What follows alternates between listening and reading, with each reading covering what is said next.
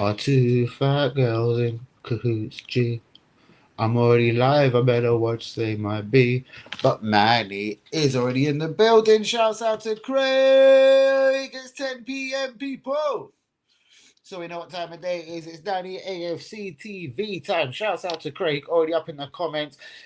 Could Emirates win the league? Now, guys, we need to bear in mind their first 4, 5, 6 league games. If WB was kind enough to go and look here, I swear they couldn't score a goal in the first 5, 6, 7 games. They were 0-0, 0-0, 0-0 with Chelsea, 0-0 with Palace, 0-0 with Fulham, 0-0 with Torquay, Dagenham, Redbridge. They had no striker. Ollie Watkins was refusing to score.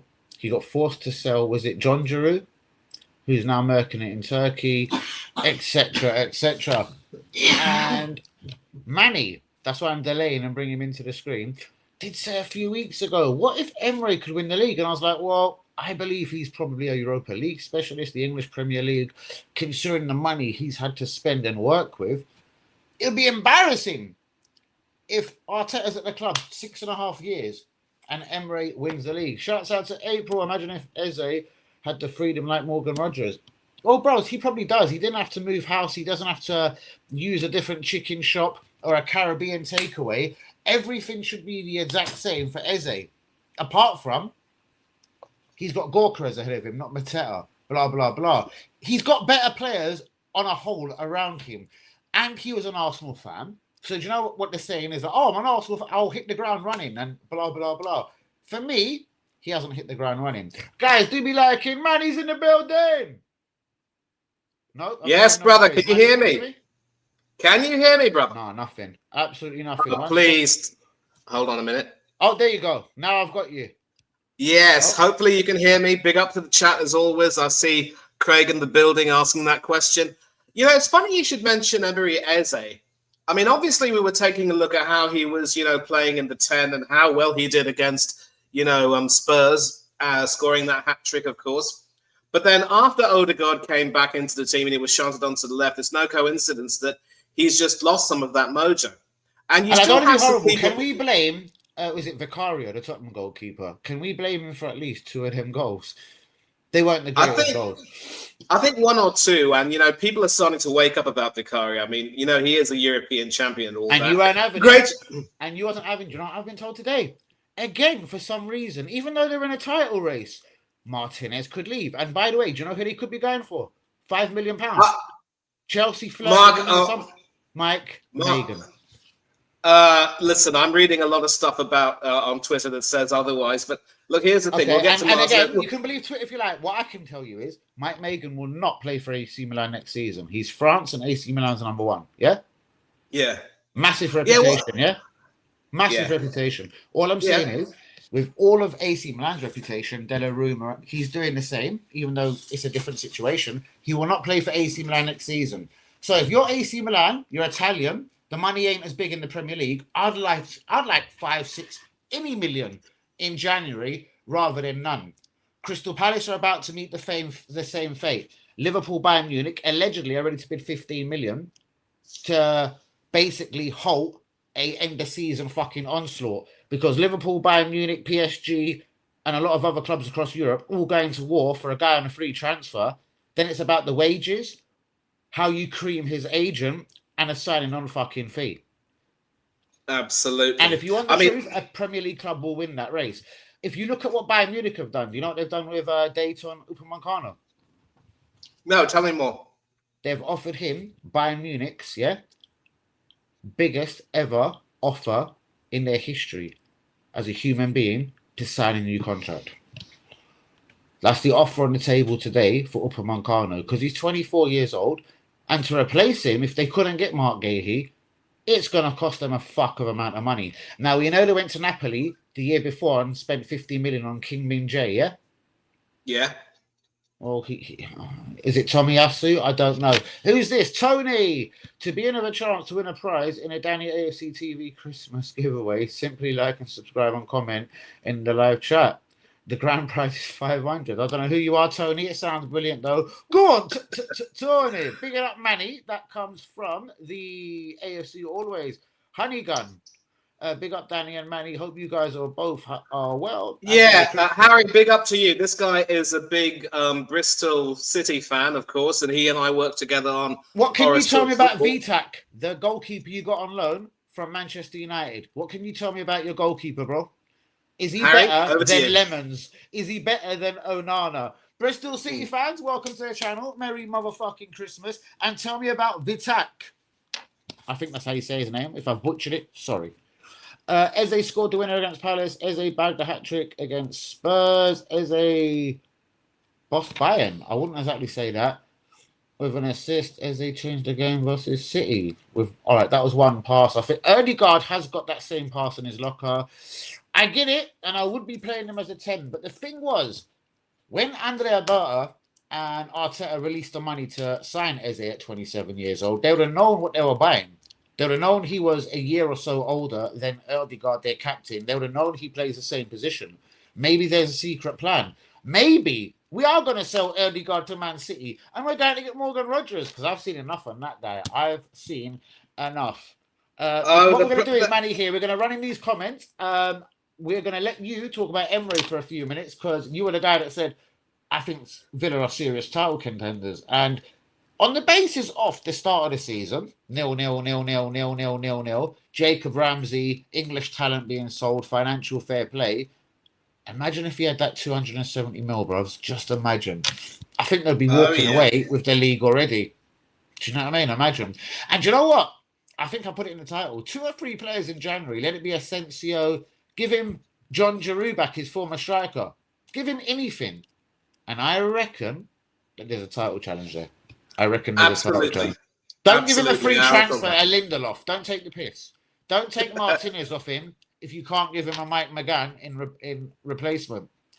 What's this? VDH, GBH, Isaac could be out for months. And we know that, and we all knew. Manny will tell you he was my number one choice to be the striker at Arsenal. But we all knew what the risk was. He's injury prone. Do you know what I mean? Mm-hmm. And I don't know what you can say to that. Like, it's either you buy Gorkarez on 4 or 5 goals, a couple of them been penalties. Do you know what I mean? Like, it's for me, it's 3 league goals. Forest, Burnley, Leeds. Do you know what I mean? A penalty the other day, wonderful. I could score a goal from 12 yards. You know what I mean? Like, bang, just hit the cunt hard, blah, blah, blah. There is nothing spectacular here. There's nothing groundbreaking. There's nothing Erling Haaland type-ish. And if you look at some of the rivals around him, like, I don't know, Thiago at Brentford. That's why Unai Emery does actually want this striker. This is why Tottenham are looking at him in the January window because, what's the Tottenham manager? Thomas Frank was the motherfucker that brought him to Brentford 2 years ago as an Ivan Toney replacement. It just took him a minute or two to get up to speed with everything. And this is why I said don't dog Thomas Frank because he could bring you someone in for 50 quid and then get you 50 million, Ivan Toney. But it ain't looking brilliant for him. Vicky, good evening. Hi to the Vicster. You're right, Linda. How you fucking doing, girl? And quickly on to the Bristol City fan. On VTech, he's been brilliant for us so far this season. Can certainly see him being the number 1 for Man United in a few years, but he won't be in the squad for us this weekend. News he has a knee injury. Well, that's unfortunate as fuck. Do you know what I mean? Bristol City are a decent team in the Championship. They're always kind of punching above their weight. I remember they had a left back a couple of years ago. Did he go on to West Ham? Another guy from Bristol City that's gone on to bigger and better things. Shouts out to all the Championship crew. Manny, first things I want to say. How far can Unai Emery take this? Do you believe there's money at Aston Villa? Because if I was involved at Aston Villa right now, I'd be taking the biggest financial fair play risk in my life. Yeah, I'd be aware. Let me just say, I don't want to you, but I'd be aware that this could be Pep's last season. There's been a lot of talk about that. Whether that disjoints anything at Man City, I don't know, but they've got Haaland. But this is a squad with Lindelof in it. This is a squad that Martinez wanted to duck out from. This is a squad that I love Manny, and I've mentioned it a few times, by the way, since we streamed. Manny thinks Matty Cash is the best right back in the world. But never did I say that. I said nothing of the sort. I mean, it's the shock and horror on my face, like the Polish number 1 right back. I was like, he ain't that good, Manny. He's punching. I never said that he was the best. I mean, you really are taking the mickey. Listen, if you ask me to choose between Timber and Cash, I'll take Timber. I mean, look, Cash I know, has we know exactly. that. That was me making a little joke. I mean, Yes, know. I know. We was making you a. take the If you were Mickey. saying, would you choose McGinn over Declan Rice? You'd say hell no. What I'm saying is though, what these guys are doing currently at this second though is actually matching the two footballers we've just mentioned. Yeah, Like well, or here's the not, thing. the situation. Yeah, but the thing is, I would actually take Amadou Onana over Declan Rice. You take a look at the way Onana is playing right now. He has the similar characteristics of Declan Rice. Sort of, he's deceptively quite strong. You see, carries the ball, but also has the ability to, shake off some midfielders and sort of burrow through them. Whereas with Boubacar Kamara, he also knows how to retain the ball, but he can be put under pressure. And I'll talk about it tactically in a minute. Now, obviously, when you take a look at the start that Aston Villa had, they drew at home to Newcastle United, had a poor loss at Brentford at the G-Tech under Frank's successor, Keith Andrews. They were crushed at home by Crystal Palace 3-0. Another goalless draw against Everton and a 1-1 draw against Sunderland. So you're hearing this WB. 1 minute. You're hearing this WB. First 5 Premier League games, 5 draws, and a smashing at home to Palace 3-0. Exactly. Who have just lost Eze, who have just gone through the Mark Gahey situation. Emery had dramas. So basically, almost money, we can just fuck off and go home now and just close the stream, because if they're 3 points behind us and they went through that at the start of the season, again, without being negative or not being positive to Arsenal's wonderful situation and position we're in, how the fuck great is it? It is amazing. Obviously, Aston Villa do like playing Fulham, and it was that 3-1 win at Villa Park over Fulham that sort of got the ball. And they play us soon. Again. And imagine they're still 3 points behind us when they come to the Emirates. Yeah. Are you saying it's possible Villa can beat us? Because I know you ain't.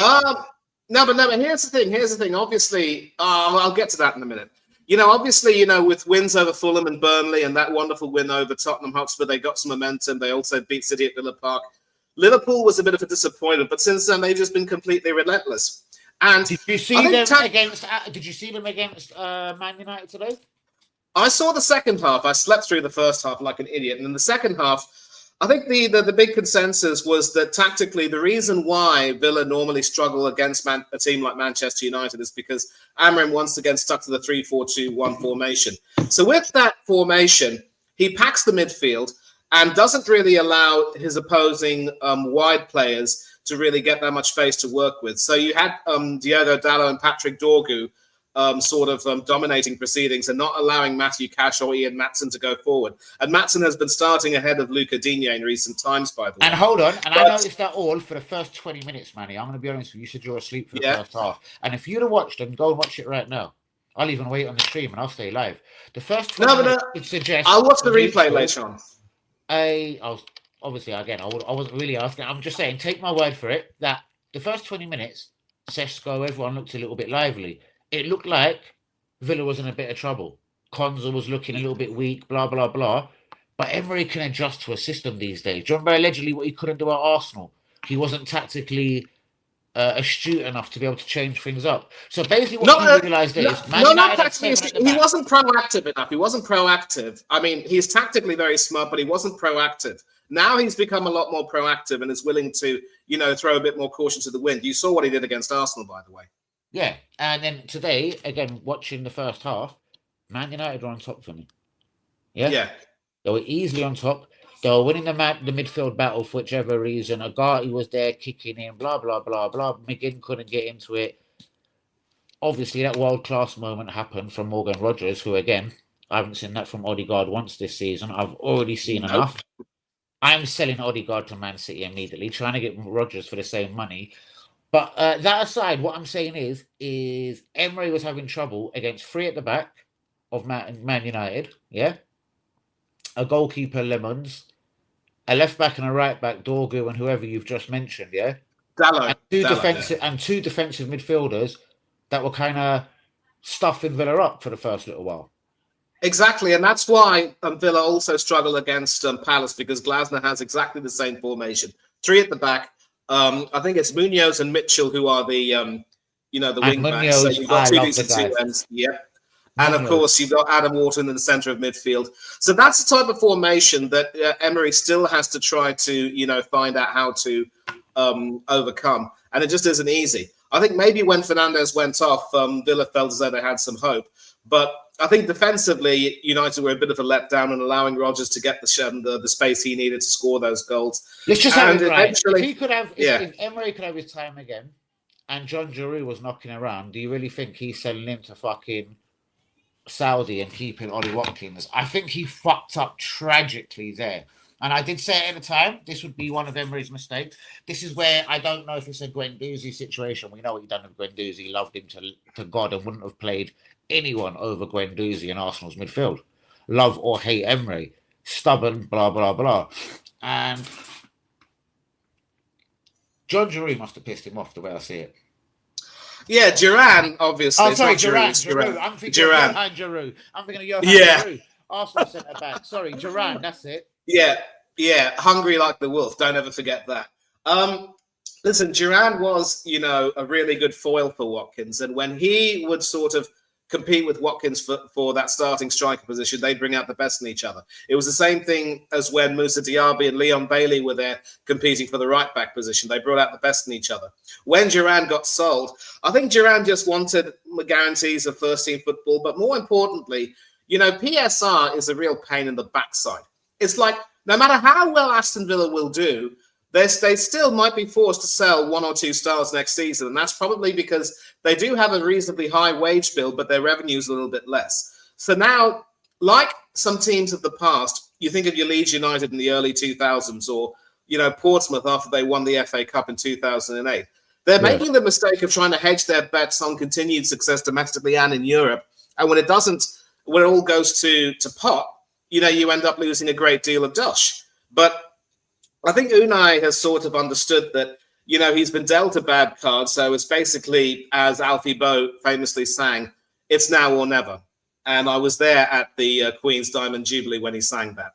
True. And that's what I'm saying. UE is just joining the stream. UE. So I'm just saying again, whether you love Emery or not, the first 6 Premier League games of this season, Aston Villa couldn't score a goal. They got beaten at home by Crystal Palace 3-0. 0-0 Newcastle, 0-0 Everton, whatever the fuck. And they're still just 3 points behind us.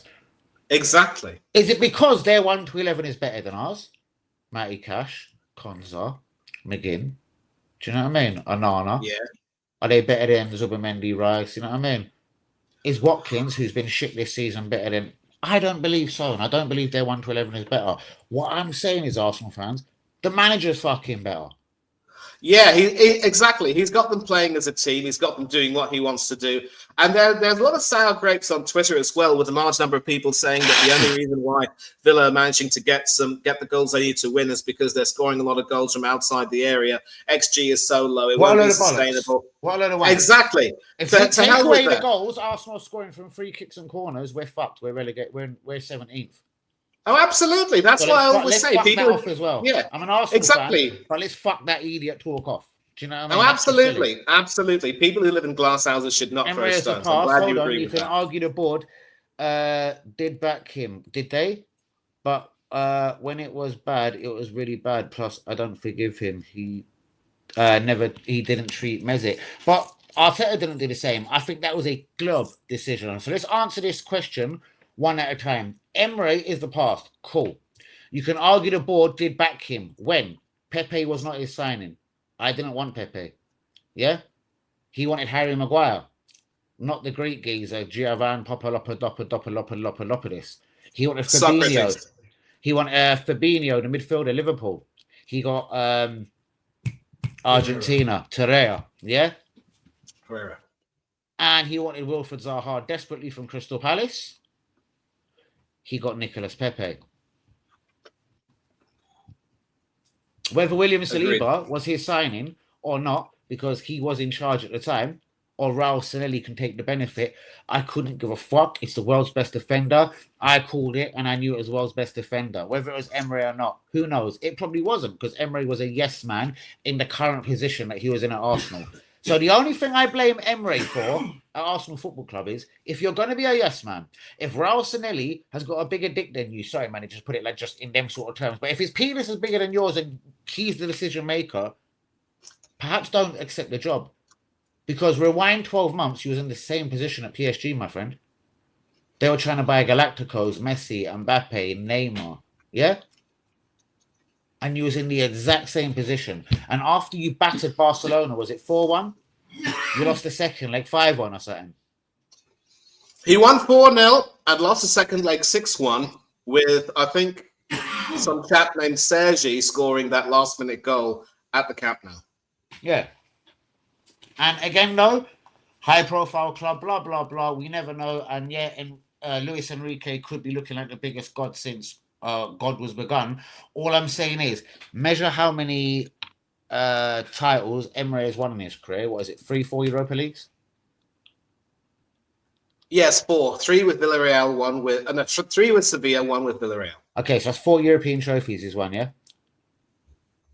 I'm going to give you my Danny AFC TV white English embedded guarantee. In 10 years' time, we're going to be could be sat here, and Arteta may have never still won 4 or 5 trophies in his career, let alone 4 or 5 European ones.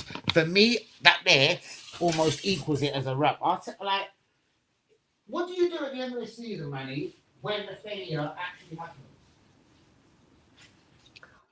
That's a question, a good question. And I think Craig has actually put a question in the chat saying we should go there and protest to get the Cronkies out and Arteta. The reason why is because if Arsenal did win the Prem, every Arsenal YouTuber and fan would be down N5 for the parade without any excuses. But what if we didn't? What does the fans do then, I wonder? Yeah, like here's the thing. Sooner or later, it happened near the end of Wenger's term. And you have to just keep the faith that it will happen near the end of this season or next season.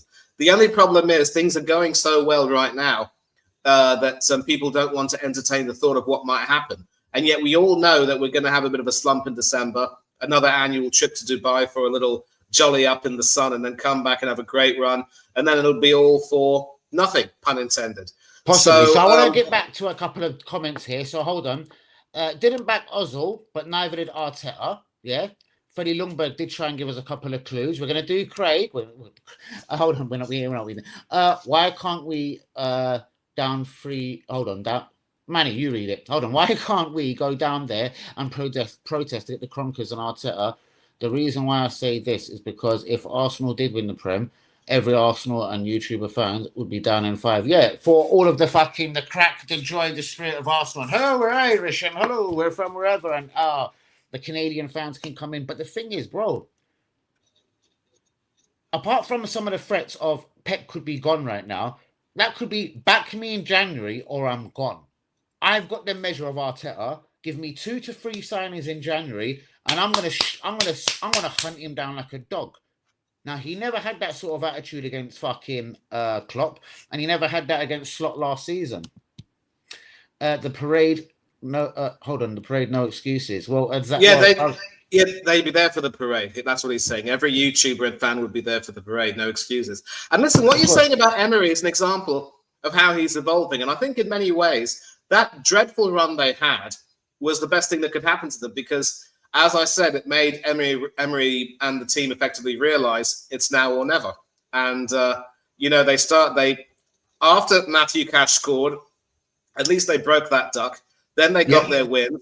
Disappointment against Villa, but then it was always onwards and upwards. Hugely dominating performance against Bournemouth, and then they continued. And if you take a look at the close wins they had as well, beating Leeds at Elland Road, Brighton at the Amex, and also West Ham at the London Stadium. I think they were, behind in all of those games, but they came back to win. And they're now starting to develop a great deal of resilience and starting to fight for the manager. You kind of got the sense that Emery in his time earlier managing, be it at Arsenal or in the early part of his time in Aston Villa, they just didn't have that, steel. They had a bit of a soft centre and they could be easily got at. But one thing which I'm seeing with this Aston Villa team reminded me a great deal of the 2015-2016 Leicester team is that they've got resilience. And even if they do suffer a defeat, they just say, no problem, we keep going. And we have another good evening another day, something like that. And of course, and so if you recall, we were the only team to do the double over Leicester that season, including thrashing them 5-2 at the King Power. They also lost 1-0 to Liverpool, but they still continued to win and win and win. All they did was win, win, win, no matter what, as Ludacris would say. Everybody hands go up. And they ended up, just staying the course. And that was how Leicester did it. And also, Unai Emery is doing the same thing that Claudio Ranieri did, making it crystal clear that Villa are not contenders. But if they manage to beat an inconsistent Chelsea and, heaven forbid, do the double over us again like they did 2 seasons ago, they have to be spoken of as title contenders. But speaking of that season where they did the double, if you take a look at that, analyze it, I remember that season well, where they started quite brilliantly and had an amazing, run at Villa Park, winning so many games at home. I think it was sometime in December they lost to Newcastle United at home, and Newcastle actually did a double over them, having thrashed them 5-1 at St. James's Park in the first game of the season. And when you analyse that, that was when they started to be a little bit inconsistent, losing to Manchester United again. And it was... I don't know if I'm wrong money. Do you see the season you're talking about? I think they had a bit of money to spend and blah, blah, blah. And again... They did. Exactly. So they had a bit of money to spend. Who knows? Courses for courses, blah, blah, blah. What I'm saying is they had a fuck you to spend this summer. They had turmoil at the start of the season. Jacob Ramsey had to go because of financial fair play reasons, yeah? He didn't want Harvey fucking Elliott, and he's making, again, it's the Guendouzi thing, whether it's right or wrong, because I think Harvey Elliott could actually do decent things at Aston Villa. The boy's fucking talented. But he didn't want him, so guess what? Every manager's got their bad spot, and this is Emery's. I'm not going to fucking use him. He ain't mine. Exactly, and the worst part is, it's because Liverpool... You put in that stupid clause, and Monchi basically, bent over for Liverpool, accepting that. So it's like you're playing for 10 games, you then pay Liverpool 35 million quid to sign him. What's the point? So in all likelihood, that loan deal will be cancelled and Elliott will be sent back to Liverpool. And it's probably for the better because, if Salah goes off the boil again, Slot will have a ready-made replacement. And Elliott can play a few games and sort of come but back Slot in again, let's be honest with you, this is managers where you either love them or hate them. Emery, Arteta, or Slot. Slot allowed him to go. Slot obviously doesn't like him, whichever the reason. He's got a bit of a different scouser perm. We don't know. Like sometimes, players or managers, people, and not every human being is going to get on out here. But sometimes, for the right of your club, for the best of your club, I still feel he probably doesn't want Martinez in goal for whichever reason. Yeah? But he ain't going to not use him while he's there. And everything that I'm hearing, if he was able to get a decent goalkeeper in January, he can still go. It was an agreement made last year. And the agreement is still in place. No, but that's the thing. That's the thing. He was supposed to go to Manchester United, and those idiots, mucked him over and got in, Lemons instead. And what was wonderful about today was that Morgan Rogers saw Lemons and made lemon curry. Basically. Lemon curry? A Monty Python reference there for people who know. If you call it lemon anything. What I'm saying is Lemons ain't the guy. Let's have it right. Lemon meringue pie, if you will. Anana is doing really well in Turkey, by the way. I don't know if the flight of the ball or whatever is different in Turkey, but he's doing great. Do you know what I mean? Was it an attitude problem? He's also not in the Cameroon squad for the African nations, which actually has kicked off tonight, by the way. Do you know what I mean? We'll get to that in a minute as well. But then here's the thing. I'm also going to talk about Martinez right now. As we agree, he was supposed to go to Manchester United, but they mucked him over. And then after the whole thing that happened over the summer, I think it was mutually agreed that he would no longer be vice captain of the team. And it made sense because when there's so much doubt over his future, it doesn't make any sense to keep him on. But now that he's back in the team, he's playing well. Today, he made an important intervention from Benjamin Sesko, not necessarily world-class, but still showcasing Put the vault off injured due to the new laws on... He could have, yes, and that's the thing. He got kneed in the head. Yeah. I think he just about cleared the concussion test, which is why he was able to go on. So now that he's proven his commitment to the cause and he's proven that he is now ready to fight for the team once again, even after losing the vice-captaincy, why would you want to shoot yourself in the foot and let him go in January? By all means, let him leave. Manny. Yeah.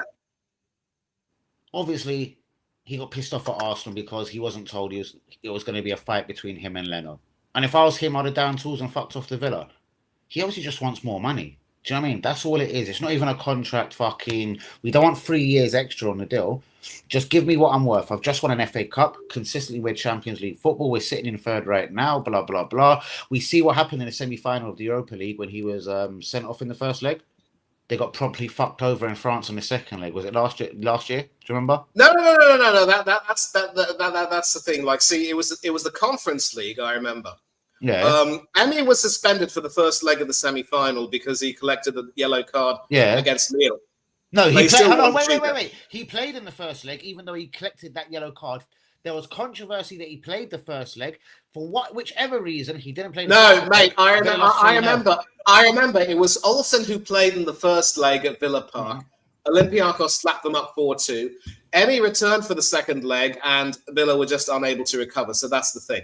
And obviously, the season before he did start off with some great performances, but then tailed off a little bit near the end. And obviously there was some talk about possibly letting him go. But listen, again, the big question is, if you were to sell him and get as much money as you'd want for him, who the hell would you buy? You're not going to get Maignan to leave AC Milan before the end of his deal, unless you really are.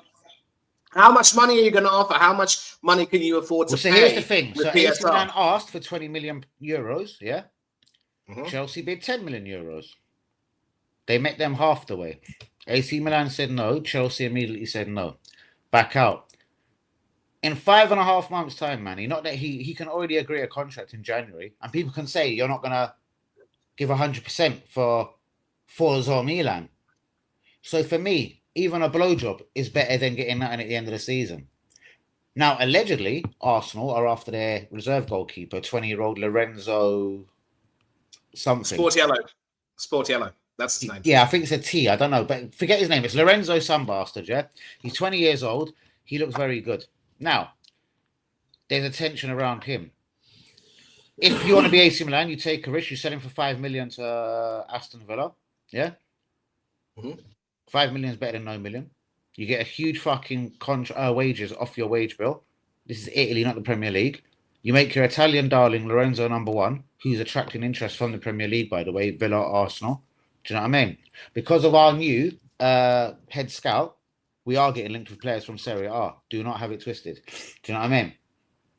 We've been linked with fullbacks today, from fucking Sampdoria to Parma to fucking whatever. Do you know what I mean? Yeah, his name is Lorenzo Toriani. He is with AC Milan. You're absolutely right. 20-year-old goalkeeper. Now, the thing is, if my AC Milan don't show faith in him, yeah, he could fuck off right now. But if they fuck off Maignan, get a little bit of money for him, get his French fucking budget and sacre bleu off the wage list, they can trust in one of their own. And for me, the sensible option, I'm not saying Martinez should leave Villa, I'm just saying the sensible option for AC Milan, for a guy that's already said, thank you for everything you've done for me, but I won't be playing in Italy next year, let alone your club. I'm not planning to be in Italy. He's already said it. In cameras, I've seen it, horse for mouth. I won't be in Italy next year. He hasn't said the Premier League. So what do you do then, Manny? Are you going to squeeze the life out of a guy that don't even want to be in your fucking country? Bollocks to that. It's unrealistic. It's stupid. They didn't make Champions League last year, so what the fuck are you holding on to him for? Yeah, I agree. And for that reason, Milan were all the more stupid to make this guy captain in the first place. And to be honest, he is a decent shot stopper, but frankly, I don't rate him as much as I would rate some of the other goalkeepers as well. And if you take a look at where they are in the current season, to be fair, they're currently second, so they could get Champions League football next season. I'm sure they'll be hoping to try to regain the Scudetto. They're only 1 point behind Inter, by the way. So it could very well be that Maignan may decide to, just stay the course and try and help them win the Scudetto. Then they could sign him. And then sometime afterwards, agree on agree to let him go. It could very well be that some sort of machinations will be there. But again, the reasons why I am adamant that Martinez won't leave is this: you bugger him off, get his wages off the bill, get some dosh for him. Who do you replace him with? The German goalkeeper you mentioned, Nicolas, he's with Mönchengladbach right now. I think he'll probably continue to stay, but you're going to sign someone again who is very unproven. You got Bizot, who is an excellent deputy. He won't let you down, but he's not quite of the level, not elite, although he was excellent for Stade Brestois when they were in the Champions League last season. But Manny, a lot of this, as I'm saying, is even though I was the one that opened the can of worms, Villa actively, the hierarchy, financial fair play, were ready to release him. Maybe even ahead of Jacob Ramsey. I'm not saying they are now. What I'm saying is, though, with all of the drama, they need a little something in January. And I know Harvey Elliott just going back to Liverpool ain't enough. Basically, just give them a couple of signings and they can challenge for a title. I'm saying there's decisions to be made at Villa and they should be fucking done properly. Absolutely. And here's the thing, last season, the business they did, they brought in our former youth player, Daniel Marlon. He actually was a teammate of both Eddie Nketiah and Josh Da Silva, among others, at Arsenal. I don't think people remember him very much because he was there during Wenger's last years. He then went back to Holland, made a name for himself, and now he's balling at Aston Villa.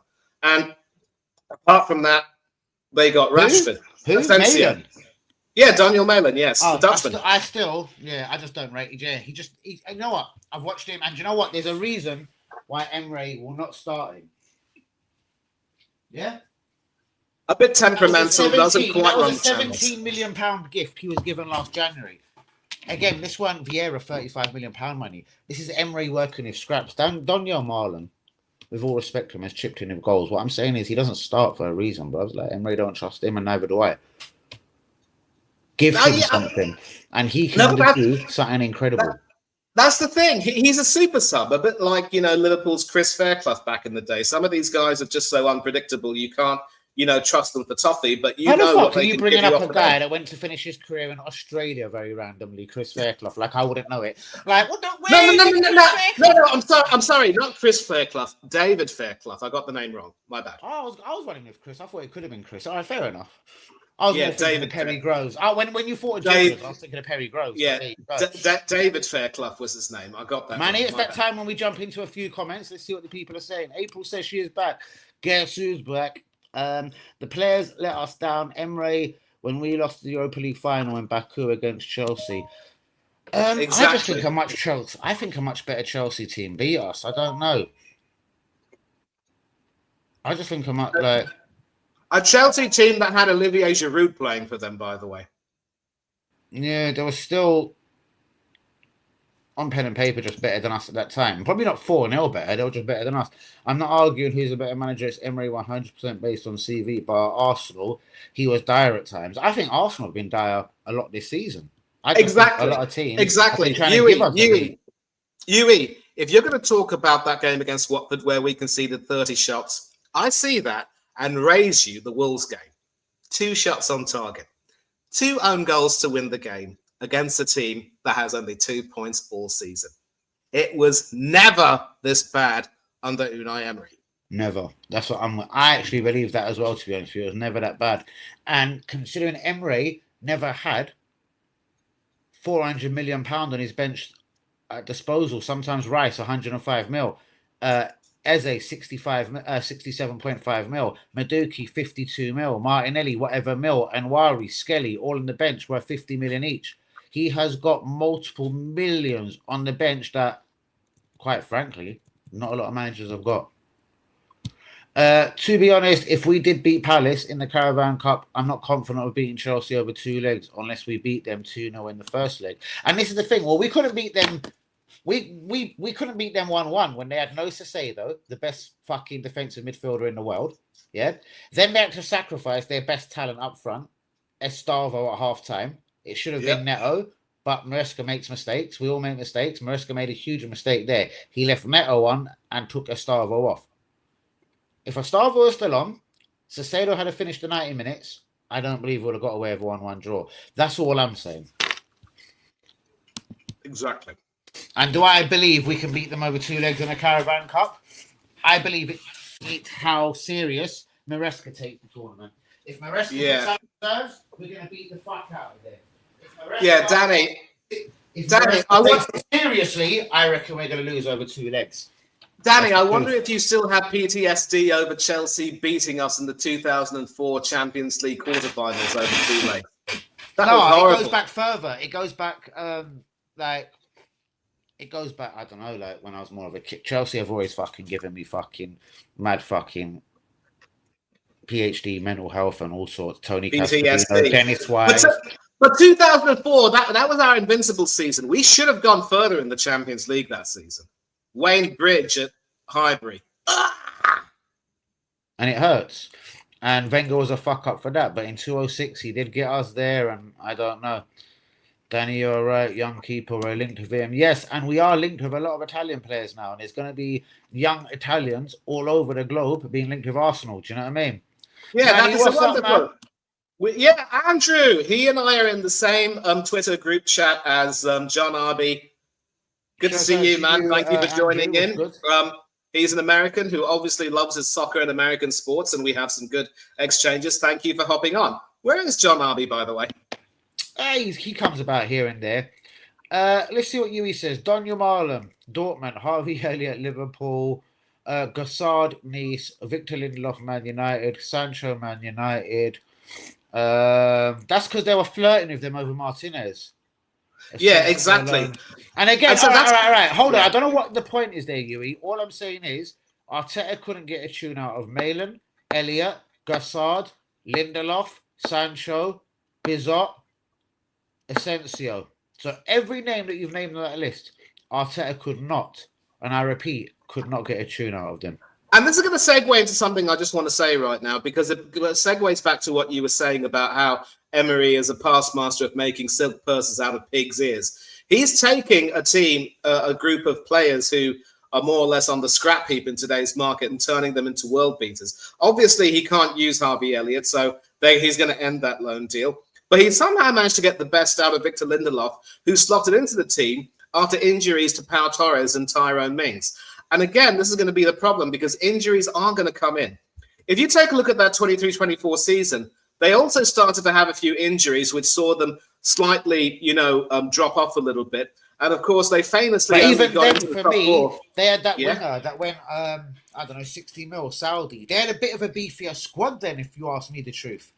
They did. But then injuries did affect them, and they also lost 4-0 at home to Tottenham Hotspur. They were thrashed at the Etihad by Aston Villa 4-1.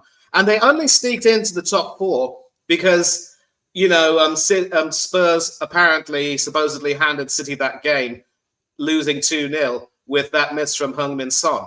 I don't think there was any conspiracy theory there, but look, they stumbled into the Champions League. So now you see that injuries could play a problem because forget about, Torres and Mings, who are easily two of Villa's best central defenders alongside Konsa. What if Matthew Cash gets an injury? They have the Spaniard named Garcia who did play a few games last season, but hasn't been used very much. And whenever Cash has had to come off, Emery's had to put in Lamare Bogada, Winston's nephew, to play over there. In one Europa League game, he even played Lindelof at right back. That did not go well. So he's going to need a backup right back. He is going to need a decent striker who can still bang in the goal. Konsa is the guy that he likes at right back. I know that from Villa fans as well. He actually does actively, if that happens, and there is two centre backs available, even if it was Lindelof and, as you say, Torres, Konsa fucks off to right back. He does, but the problem is Konsa doesn't have Cash's ability to, really bomb down the wing, and Cash has also been one of Villa's leading goal scorers. Calafiore, but hold on, not in a rude way. That one is a different subject for a different day. Let's finish this one. We are linked with goalkeepers. Again, I don't know why. I believe we're just going to cash in on Kepa at the end of the season. Now, Como did want Kepa when he was agreeing a $5 million deal to Arsenal. So who knows? He might go to the riches of Como in Italy. He's played in Italy before, so I don't know. Like, he ain't number one at Arsenal, and he ain't played many Champions League or any significant games. So I believe Kepa will be outgoing, and we're looking at someone possibly like this Lorenzo. I'd rather Restes. I've said it to Manny before. Let's deal with Yui's points. My superhero. My point is this. Emery has spent money. Although signed Rashford, and he should be challenging for the title. Liverpool falling off and Man United not around. It's a manager's job to get the tune out of players. Yes, but again, who would the pundits or Yui or Danny or Manny expect to win the league at the start of the season? Villa or Arsenal? He's got a blowjob to work on, a cheese sandwich, and we've spent 270. And it ain't just 270, because Manny, did you know? And I have hinted this on my stream. Did you know it is basically an obligation? It's the word they use is mandatory. Whether he plays 1 or 38 league games, Piero Hincapié is an Arsenal player. Did you know this officially? Yeah, I think I've heard something like that, and it makes a lot of sense actually. Because no, it might make a lot of sense, but now we can't get involved in the free transfer of Mark Gahey, someone of similar age, similar left foot, can play left back and centre back. I'm just saying it was a calculated decision last year. Yeah, I'm not saying we could have got Gahey, but we have sacrificed £45 million of next season's budget on Hincapie, who hasn't really nailed down a first team place. And if you want the He truth, hasn't. I agree. And if Arteta had to choose right now, yeah, I don't care what Manny, Yui, or even God would say, and not in a rude way. Would Arteta know where to play him, left centre back or centre back? Arteta actually wouldn't know where to play him. For me, Premier League. Arteta doesn't know where to play anyone practically, though. But I get your point. That's moot. He doesn't know where to play anyone, but I see where you're coming from. Go on. So again, I believe that was more of a Berta influence, and I'm loving the Berta thing. Mosquera wouldn't have come. Chelsea, we do deals with them every year, so Kepa was always going to happen. Do you know what I mean? I don't know who we're getting from Chelsea next summer, but we'll talk about that one in a moment. Arsenal versus Chelsea final. If you want to blame the players that got us there, that's your view. But Emre was manager, and one of our worst final performances. He failed at Arsenal, guys, for whatever reason. Because I believe, he showed a little bit too much faith to players like Guendouzi, wouldn't respect Ozil for whatever reason, whether it was contractual on his name and, you know what I mean, Senelli, and that was bullying him, and the board and the Kronkers, I don't know. All we can confirm is as I say, it ain't a good excuse. I wanted Zaha, I got this guy.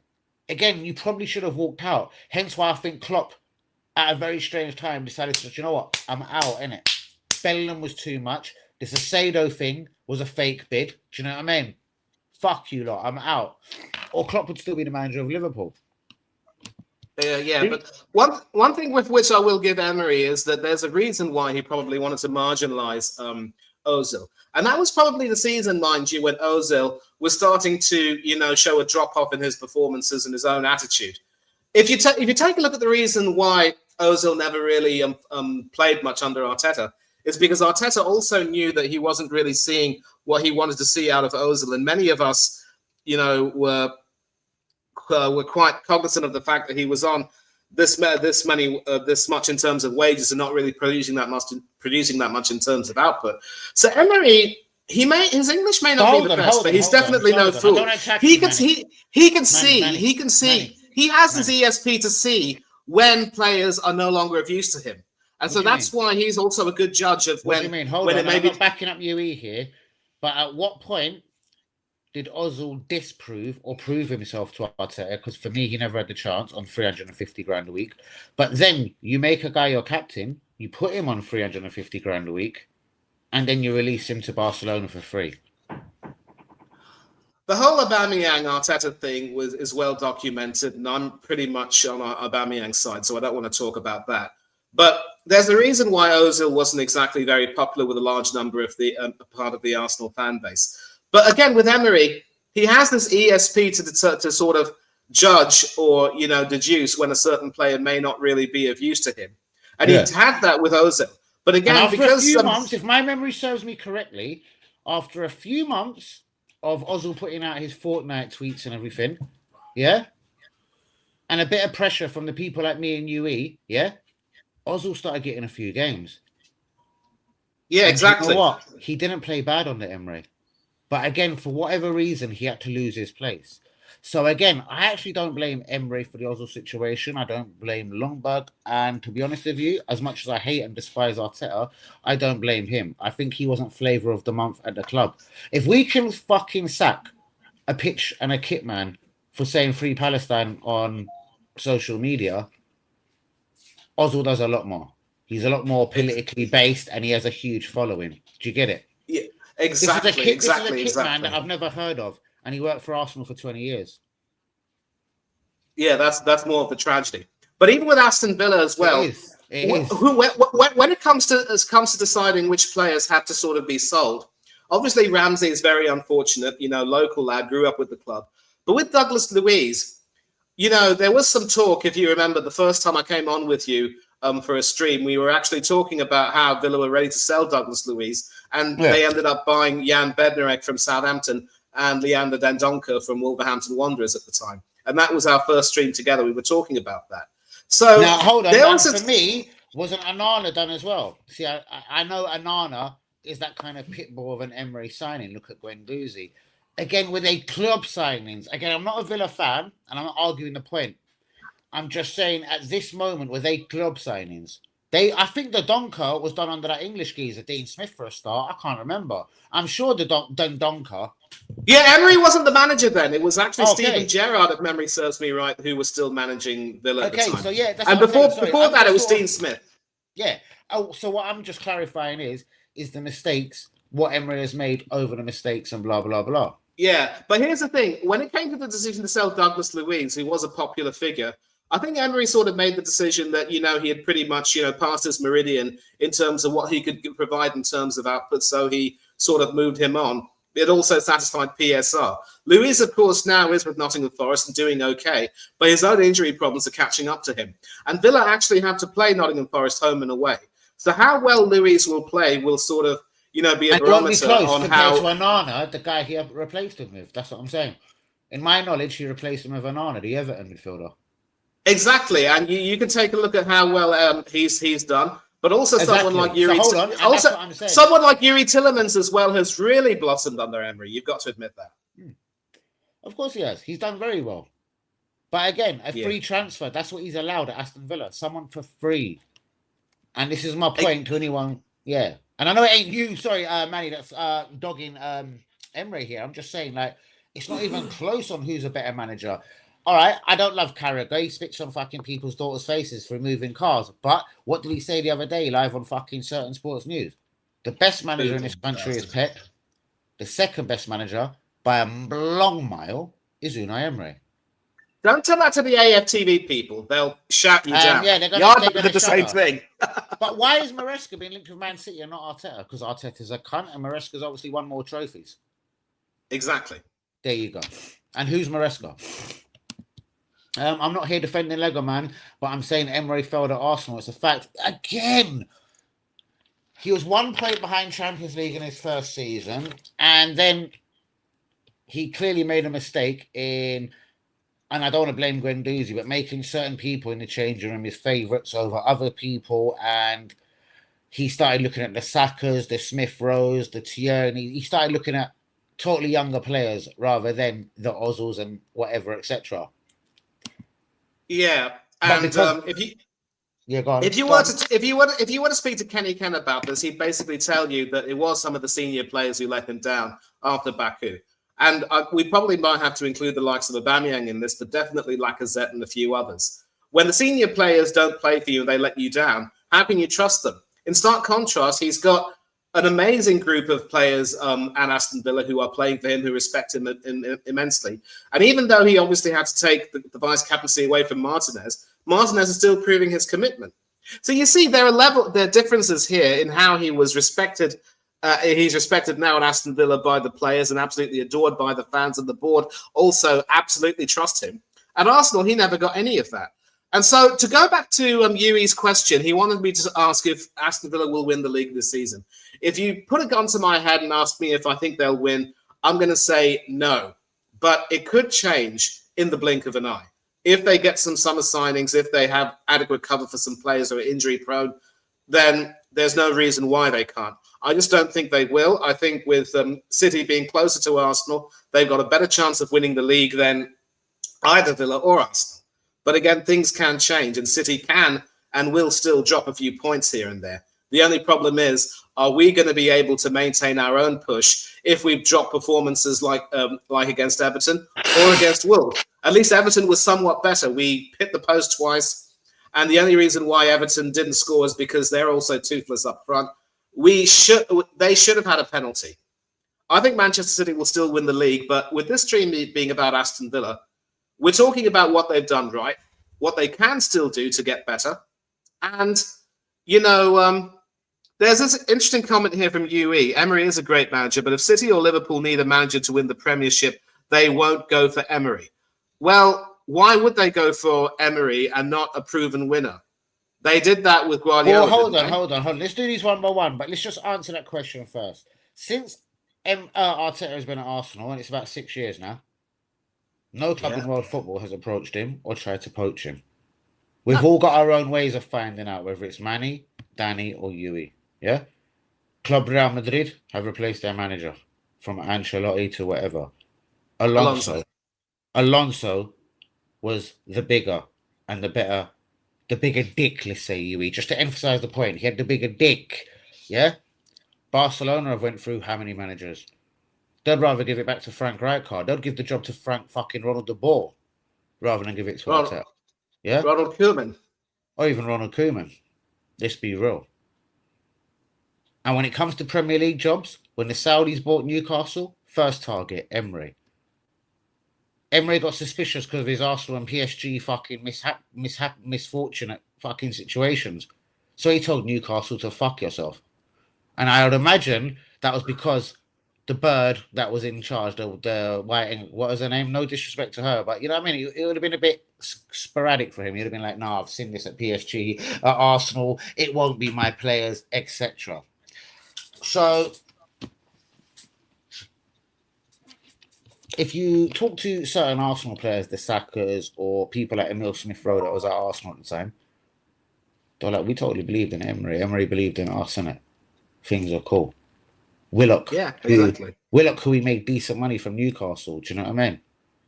Oh, yeah. That was probably because of a Europa League final goal, even though we got beat 4-1 by Chelsea. Still a splendid goal by Willock. But let's get into these comments. I think it was Iwobi who scored that goal, not Willock. It was Iwobi, I think, who scored that. Was it? Fuck you, I thought it was Willock. Tell me what was wrong with Mesut's attitude. What did you see or say this? Hold on, I'm curious. Oxlade Chamberlain on podcast today said Ozil covered the most KMs on the pitch. Lazy argument on Ozil. And this is what I'm saying. Like, every professional footballer does have their own opinion. I believe if Ozil had been around the Perez's, Lundbergs, Henry's, Bergkamp's, it could have been a different story. And it would have been a different story. But this is why he did play for, and I count Arsenal as a big club. This is why he played for Real Madrid. Many glory years. Do you know what I mean?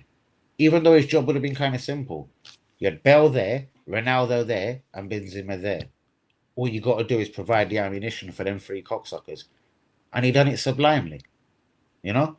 And his only problem is, when come at Real Madrid is when Ancelotti or Mourinho or someone eye gouged someone, and you know what I mean? It got a bit on top of, I'm not going to play this bitch again, because the bitch had upset him.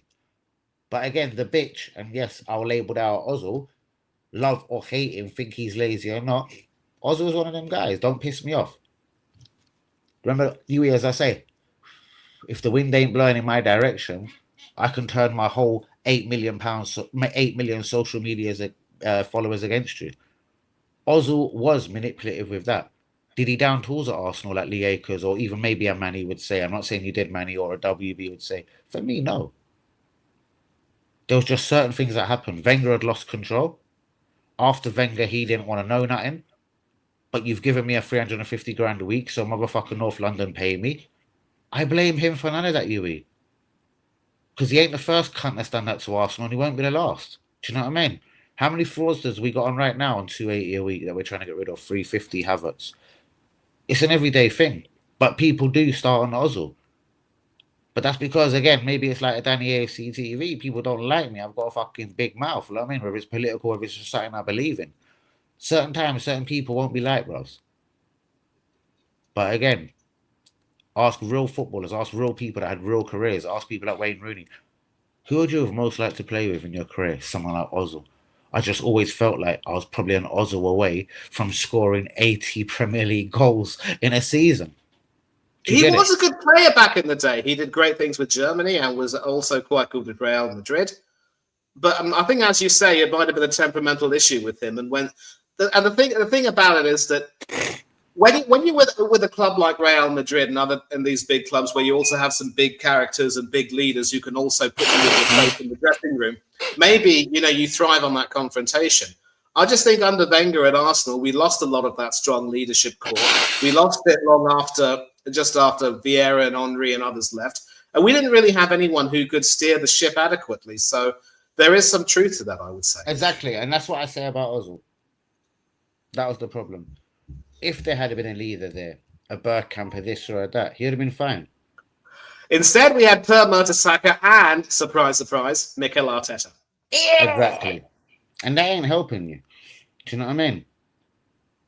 That is not helping you. Ozil, I'm sure, and I don't know him personally, he's never going to go down and say one of the greatest midfielders I've ever played with in my career was Mikel Arteta. But is that out of hate? Is it racism? I believe it's because he never got one Spanish cap. I believe it's because he was a shit footballer. But what I guarantee you is Mesut Ozil will never go on no podcast and say one of the best footballers and best midfielders I ever played with was Arteta. Do you know why? Because Arteta's a cunt. Now, where are we in the comments? Shouts out to all the real ones. Shouts out to Manny tonight as well. We're here to do our justice by Emery. Arsenal-Chelsea final. Do you think Villa will win? I think Manny pointed on this one a little while ago. Do you think Aston Villa will win the Premier League this year? Don't tell me if they could. Tell me if they could actually do it. Go on record, Manny. That's a little unfair. That's a little unfair, Yui, I have to say. Because, again, if Leicester can do it, Emery's a better manager than... Well, is he better than Claudio? Yeah, he probably is better than Claudio. Claudio did build the bridge, though, that did win the league at Stamford Bridge for Mourinho. He put all the foundations down. Do you know what I mean? Yeah, in the same... Exactly. Yes. And Nigel Pearson did the same thing for Claudio Ranieri at Leicester City. So it's amazing how things equalise. I was talking to a mate of mine who is a Leicester City fan, and he made it crystal clear that as much as he loved Don Claudio, without Nigel Pearson, you get none of that success. And it was Brendan Rodgers, despite his FA Cup success, who mucked everything up and saw them get relegated. And now he's fucked off from Celtic too. Go figure. What a bad influence. But to answer Yui's question, I already answered it. And I'm going to put my testicles on the table, as Kenny Ken would say. Shout out to him, by the way. I don't think they'll win the league. But they will get Champions League football. Whether it's by winning the Europa League or finishing high in the league positions, you've heard it clearly. I just think that Chelsea and some of the other teams who do have some fine qualities, they're just a little bit too inconsistent this season, a little bit too temperamental. You saw how Chelsea played in the first half against Newcastle. They were absolutely awful. Maresca gave them a rocket and they performed better. But Chelsea against Aston Villa will be a big test. And if Aston Villa beat Chelsea and, heaven forbid, they beat us at the Emirates before the turn of the year, we have to say they're in a title race. And I think they will know what to do. And I agree with what Daniel He has said. It is do or die for Arteta. If he doesn't deliver us a Prem and or Champions League, in the words of Signor Claudio Caligari, Lord rest his soul, it's time to go! Even though it won't happen. I think we've read this one already. Exactly, Danny. Hold on. Everyone attacks Ozil. Emery fell out with Uber, Lacazette, Pepe. He can't handle big players. Exactly, Neymar, another one. He is a top B-grade coach, Spurs level. Exactly, and this is why I do believe we signed the Ben Whites, the early guard that doesn't make noise, the Norgard. Like, this is why we got Eze. Do you know what I mean? But this is why we got Gorkers.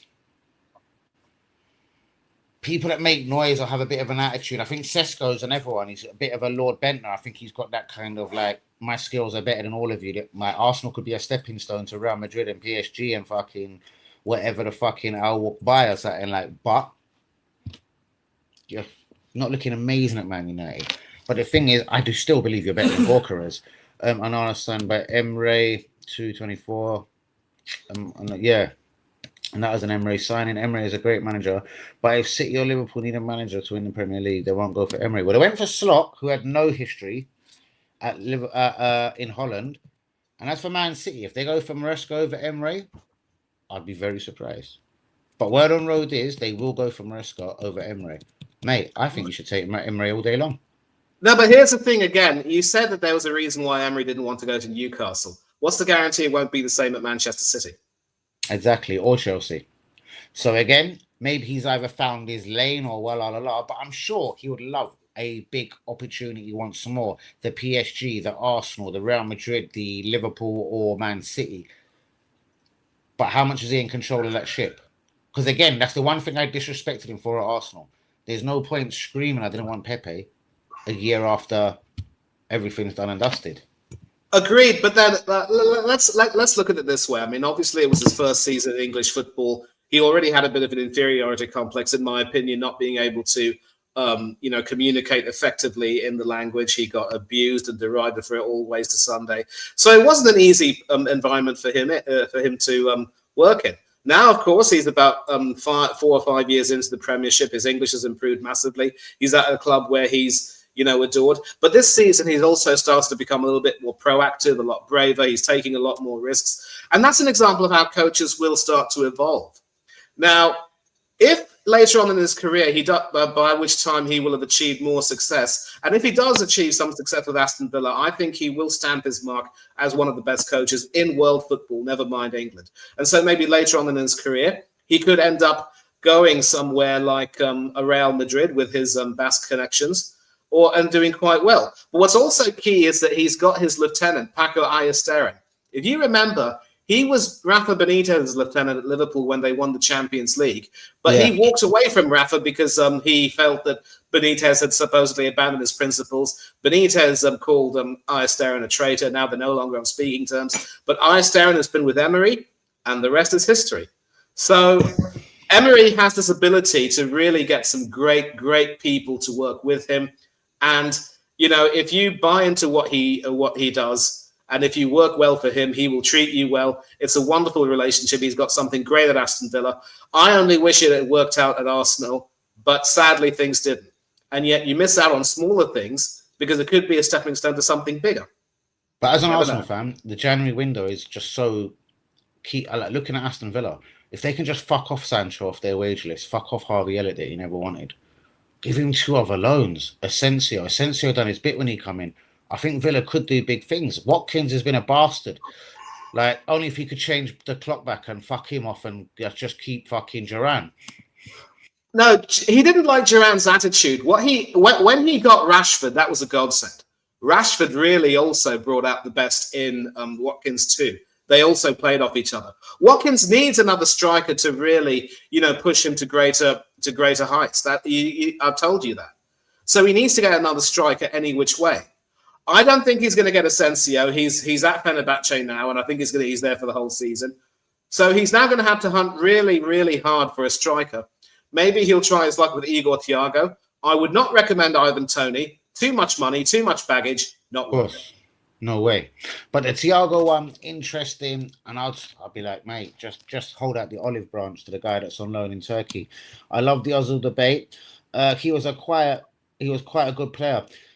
So disrespectful to Mesut, 5 German Player of the Years, World Cup winner, La Liga winner, and won a trophy over Arsenal, unlike Robin van Persie and Cesc, who both snaked us. And that's another debate of its own. See, there you go. Like, yeah, there's one thing which I can guarantee you right now is that you're going to get a lot of people who will always have the backs of RVP and Cesc. I've got another mate of mine on Twitter with whom I speak a great deal. Next time I'm on a stream with you, I want him to come in the chat and listen to you speak about football. He'll definitely like you a great deal. Cesc Fabregas, as I say, like, if it wasn't for Barcelona, I'd take him at face value on that. If it was any club in the world, Real Madrid, Al Qaeda, Al Hilal, anyone in the world could have bid for Cesc, yeah? Yeah, no, I'm a blocker. I didn't even mean that. But yeah, anyone in the world, God could have come in for Cesc. He weren't interested. It was just the temptation of playing for the club that he always wanted to, who we poached him from. And after that, for whichever reason, Wenger didn't want him back. Was that because of his... Yeah. Oh, I don't know. We took Sol Campbell back. I don't know. I'm sure we took someone else back in history. Do you know what I mean? Like, it wasn't so bad. The Cesc one, yeah. Van Persie, even though I agree he had to leave to win a trophy because he left and he won a trophy. What pisses me off about him is like, yeah, it was many years of fighting in the shadows of Bergkamp, Riot, Anelka, whatever, Henry. But then there was a rape case in Holland. There were certain things Arsenal did back you on. Do you know what I mean? The minute you had an amazing season, you fucked off out of the club. That does kind of piss me off. Do you know what I mean? But absolutely, I still don't blame him. He cost us 2.75 million. We sold him for 25 in the last year of his contract to Man United. The way I see it is, Arteta couldn't do that in a brothel, let alone in a fucking any Premier League or English or Spanish or Italian season. A guy in the last year of his contract, do you know what I mean? And you still make, I don't know, 80 times the amount you fucking spent on him. What a manager. What a manager. Don't appoint Cesc as a new manager. He may leave at half time to manage Barcelona or Chelsea. It depends how invested he is, bruv. And yeah, all right. And I believe if he was Arsenal's manager, there's only one club that he'd probably leave us for. And that probably would be for Barcelona. So maybe history could repeat itself. But that will probably be a question for a different day. Guys, shout out to all the real ones. There was so much transfer news I wanted to talk about today. I'm going to quickly just run into a couple of bits. Ousmane Dembele, the PSG winger. I'm sure everyone's kind of wondered since he won the Ballon d'Or, and that's quite a big thing these days, allegedly. No one's ever heard of his name again. Well, he's been injured, slightly out of form, and not really smashing it at PSG. Word on road is at 28 years old, he's ready to test his skills and his speed and his agility and his Ballon d'Or winning career in the Premier League. Now, Arsenal have been linked, but we'll hear about that in the coming days. You know, I'm always first of things. But Ousmane Dembele is increasingly pissed off at PSG. So take that as a gospel. You'll hear more. The Liverpools, the Chelsea, other clubs will start getting interested in him because I've let everyone. Fabrizio Romano, there's one that you can run with. Porco Dio, mi grande mi cazzo, Fabrizio. Ciao, guys. Welcome to the channel. There you go. Che Dio vi benedica, Fabrizio. Grazie mille. Grazie. But Dembele is very unsettled at PSG. Now, they are actively looking to sell a couple of players, either Lee Kang. I've heard Barcola could be on that list. Emre, the midfielder that we've been linked with in the past. Emre, right? Yeah. Yeah, someone I've been linked with. And he is a good midfielder, but is he better than... I don't know. Is he better than Spit? I just don't know. Now... A young footballer been linked with Ayub Bouadi. I hope I ain't butchering his name. Yes, no, I'm glad you talked about that. I saw an Instagram post about him. Keep talking. Now, PSG, again, as they say, even though he ain't actually French, he goes down as Moroccan. I'm pretty sure he's at the African nations with Morocco. But they don't want to let any young French or players in France leave this country ever again. They're not going for the Neymars, as we've already said, the Lionel Messi's, no Cristiano Ronaldo. That's not their player no more. They want young fucking French players or young players that know about France. Now, Jeremy Jacquet, a guy that I like, I've said he could be the closest thing managed right to William Saliba as far as French central defenders go, better than Upamecano, Kanate, etc. But this Ayub Bouadi, I've watched him at 17, and this ain't just this season. I watched him at the tail end of last season. He's managing midfields like it's Declan Rice at Arsenal. He's managing midfields like it's fucking Steven Gerrard back in the day, fucking Lampard, fucking Paul Scholes. Like, he's doing a absolute lot. And he's 17 years old. Young goalkeepers mentioned with Arsenal, the Lorenzo, whatever his name was at AC Milan. Arsenal, I've told you we have got no money to spend in January, but if there could be a couple of sacrifices, Martinelli does count as far as financial fair play. We got him at 15, 16 from that 4th division brass team in Brazil. Skelly, obviously English, financial fair play. Havertz would be just, getting rid of the 350 grand a week wages, etc. Trying to recoup the 65 million could be fun. Jesus and Ben White. I'm hearing if Arsenal were to cash in on any footballers at the club, they feel Martinelli, Skelly, Havertz, Jesus, who haven't really done that much this season, wouldn't hurt us that much, and I get it. But what would it be for? Would it be for Kenan Yildiz, Bouadi, etc.? A couple of things onto Aston Villa. Aston Villa could be offered Mike Magon as in a 5 million alternative to Martinez, who me and Manny have been talking about. Ivan Ferguson, guys, he could be coming back from his loan spell from Roma. Guess where he could be going, Manny? Fucking Celtic. Celtic want a piece of the action. Ivan Ferguson, Celtic, I think that could be a win-win. A right back and a winger for Pep Guardiola, and Pep Guardiola says, winning this league is no problem. Just give me a right back and a winger. So could it be Rodrigo? Who the fuck is he after? Semenyo? As for a right back, we hear it's the one playing in Holland, Reed. Is it PSV, Feyenoord, Manny? Reed, 19 years old. And Man United want to enter a debate of Newcastle. Timo Livramento. Man City also rumoured to be interested in Timo Livramento. Guys, get it in the comments. Get it in the. Yeah, for PSV, the right back they've got there who normally plays is the American Serginho Dest. He normally plays at right back there. I'm just trying to look at the. Yeah, that's the former Barcelona bastard. It might be I'm looking Feyenoord, maybe. Let's try. I'm going to keep looking. Reed, he's 19 years old. Spelt the traditional English way. Pretty sure Arne Slot would know about him, having come from Feyenoord. He did, and that's probably why Liverpool have been linked. Newcope, Reed. I think I've got this guy, Javero Reed. Yep. Born in Amsterdam, Netherlands. Yep. Started his career with Young Volendam and FC Volendam before moving to Feyenoord, Netherlands under-21 international. Very young, but certainly very promising indeed. Very promising. I just wonder. And I know what I just wonder if the Premiership might be a bit of a step up for him. And you here with the point about Bouadi. He is Moroccan, but he's not in the Moroccan squad because he's currently playing for France under 21. So he could be called up to the Moroccan. He could be called up to the Moroccan team in the future because even after Deschamps goes, I don't know who will want to pick him. And Koundé is still there at right back, maybe. I mean. No. Midfielder. Yeah. So maybe he could get a chance with France, but if he doesn't, I think he'll go to Morocco. He should have went for this tournament right here because that's what I was hearing. Could they have got Bouadi for this African nations? Liverpool are back in Salah. What we should have done. We probably should have done it with Sanchez as well, bro. See, there's the debate. The whole Ozil thing did happen at the same time as Sanchez. Personally, I'm backing both of them. Do you know what I mean? We had a Bowie at the time. We had Alex Song at the time. We had Oliver Giroud, Danny Welbeck at the time. Fuck me, if they're all worth 150 grand a week each, give them fucking 700 grand a week each. Do you get it? I'm backing both. Why should it have been one or the other? And that's, I think, the problem. Bro, it was one or the other. Yeah. Whether but the thing is, Ozil, whether the fan base wanted Sanchez or whether me and you, because we're Turkish, wanted fucking Ozil, I don't think it matters. I think it was which player thought, where can I get 500 grand a week from? Sanchez Salah did apologise as well, so there is a bit of an uneasy truce at the moment. We'll see what happens once he comes back from the AFCON.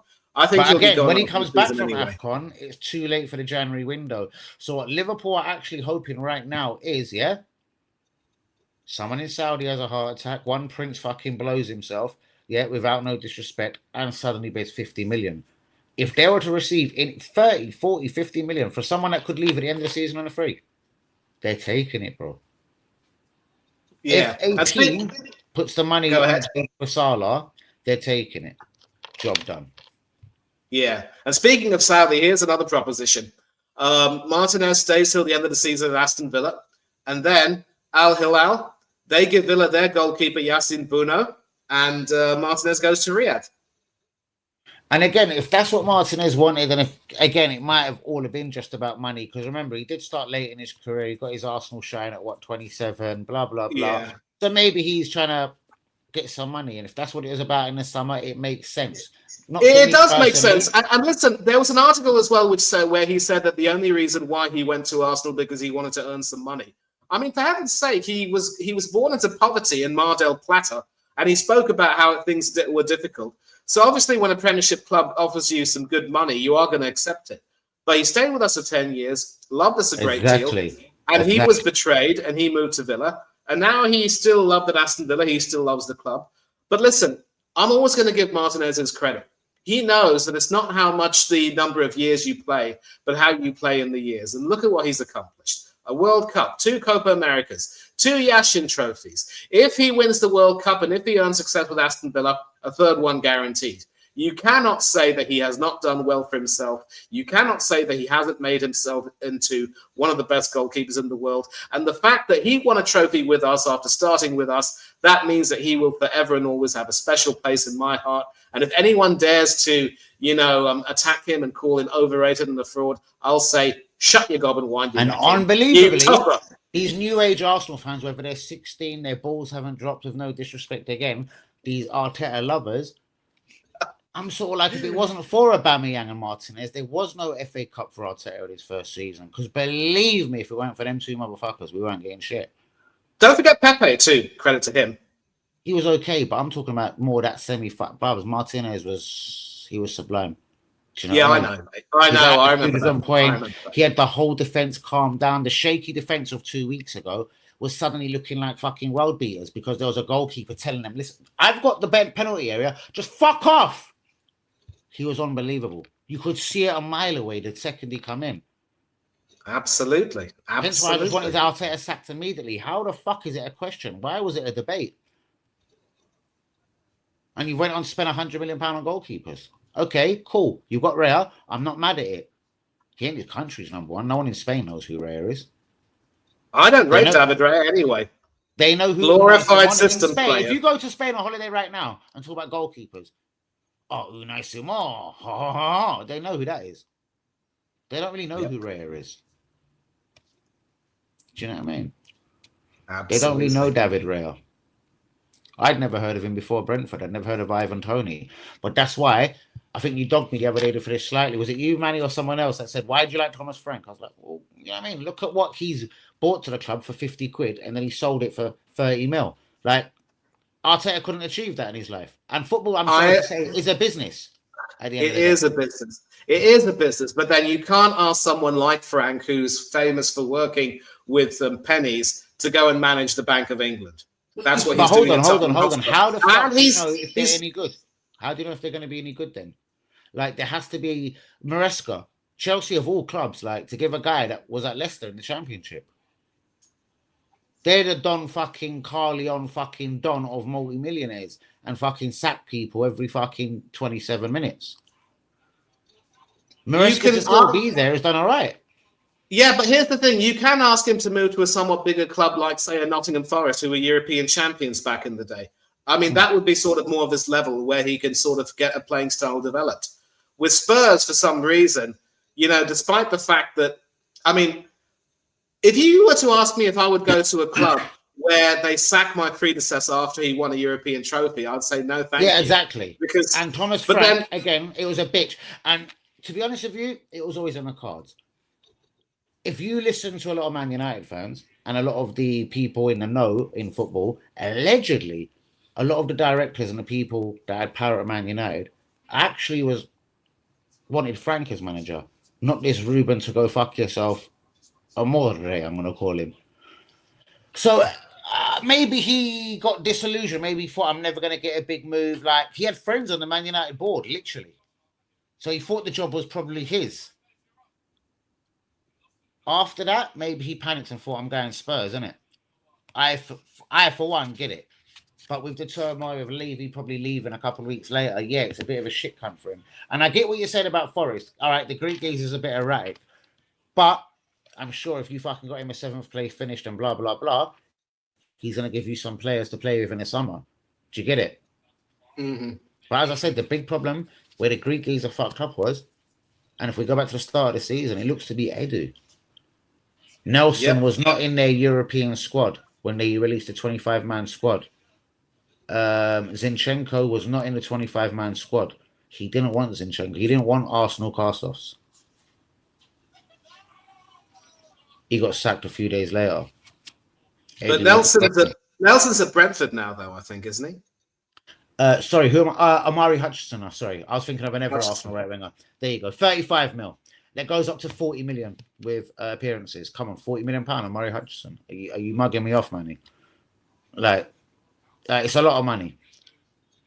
And it wasn't the Forest managers at the time his choice of signing. Hence why I didn't put him in the Europa League squad. So that's where the Greek is. Even though you're saying, yeah, Frank should have went there, it's a bit erratic. Come on, man. You've just backed a scout to come in and scout you these players, but the manager hasn't put him in a Europa League squad. Exactly, now you're sacking. But the reason why I talk about that is because if you take a look at how well Sean Dyche is doing there, maybe Dyche should have come in to replace Nuno instead of putting poor Ange through that turmoil. So Dyche has come in and done quite well, and we all know his style. Maybe Frank could have come in and possibly gotten the players to play his way, and he would have learnt his trade at a somewhat bigger club and developed himself there. Going to Spurs, it always was going to be a bridge too far for him. And my biggest fear is that he's just going to be another Graham Potter. And now you take a look at the Spurs fans; they've made it crystal clear, they don't want him managing the club because it's even worse now than it was at any point under Ange. So, all right, a couple of things I want to say before we close, not Arsenal related. Oliver Glasner's out of contract at the end of the season. I'm not linking him to Arsenal, but could he stay in the Premier League if he fucking fucks off from Palace? And I think January could have a lot to do with this. Do you know what I mean? If he isn't backed and a few players don't come in January, yeah, and they want a couple of central defenders, Osman Diamonde, where we got Gorkarez from. I like him. I think he's a good defender. And they're linked with a couple other smart little defenders. Oliver Glasner, and on to Newcastle. I know this is a bit random. Eddie Howe. Since that motherfucker left, the scout that got them Isaac, the scout that got them Bruno Gomes, the cunt that's at Man United now, whatever he is, I don't care if he's a scout, technical director. Is Eddie Howe good at spending money as well? Now, if you remember a stream ages ago, it could have been years ago, me and you, Manny, I was attacking Eddie Howe, not because of his man management style, because of every sign. I went for a list of you, and I'm pretty sure it was you, of all his Bournemouth signings from Jordan Ibe. Yeah, Jordan Ibe, I put it high on the list. The Arsenal striker, is it? Oh, not Iwobi, a Fafobia. Bros, we had what was his name? They bought him for 12 mil. A striker that didn't make it at Arsenal, trust me. Jaden Anthony. Nope, it wasn't him. Way before him. Ooh. Let me take £12 million Eddie Howe signed him for. He wasn't from Arsenal. Arsenal gave him away for 50 quid. He had a couple of good games, and then Eddie Howe spent 12 million on him.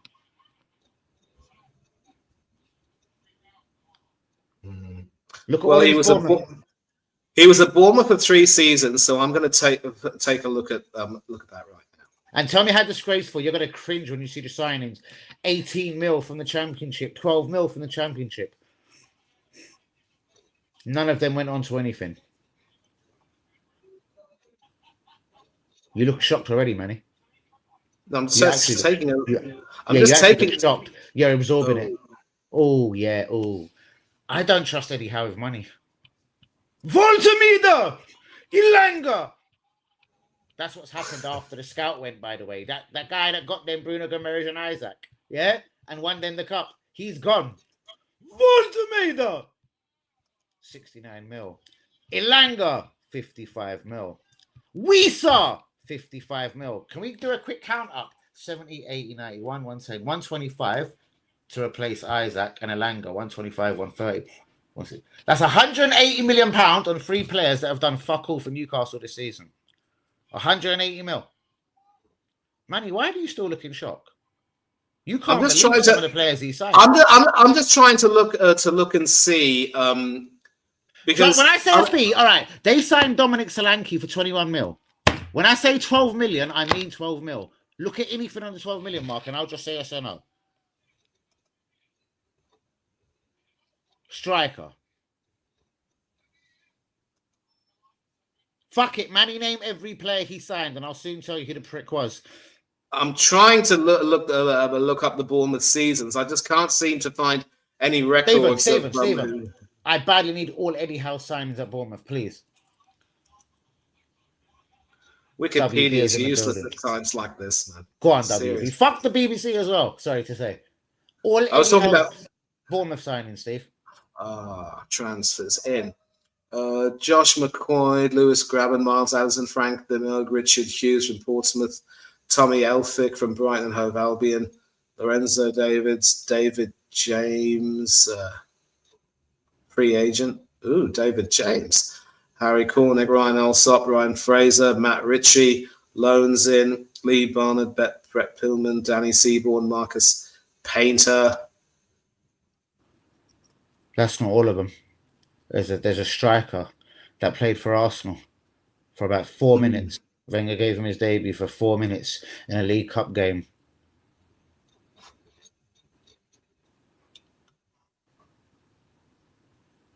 Anyway, that's what I'm saying. Again, Eddie Howe, people think he could be England's next manager. I'm not patriotic, so let's forget all that, Manny. I'm just saying, would I make Eddie Howe the next Liverpool, Man City or Arsenal manager? No. No, absolutely not. Are you looking at some of these signings? Have you got Jordan Ibe yet? Dominic Solanke. I know that 28 years later, they actually made a big profit on Solanke, yeah? But he wasn't the manager when Solanke come good. Do you get it? Dan Gosling, Junior Stanislas, Callum Gosling, I Wilson, remember Gosling from the and Championship. I remember that. Andrew Sermon.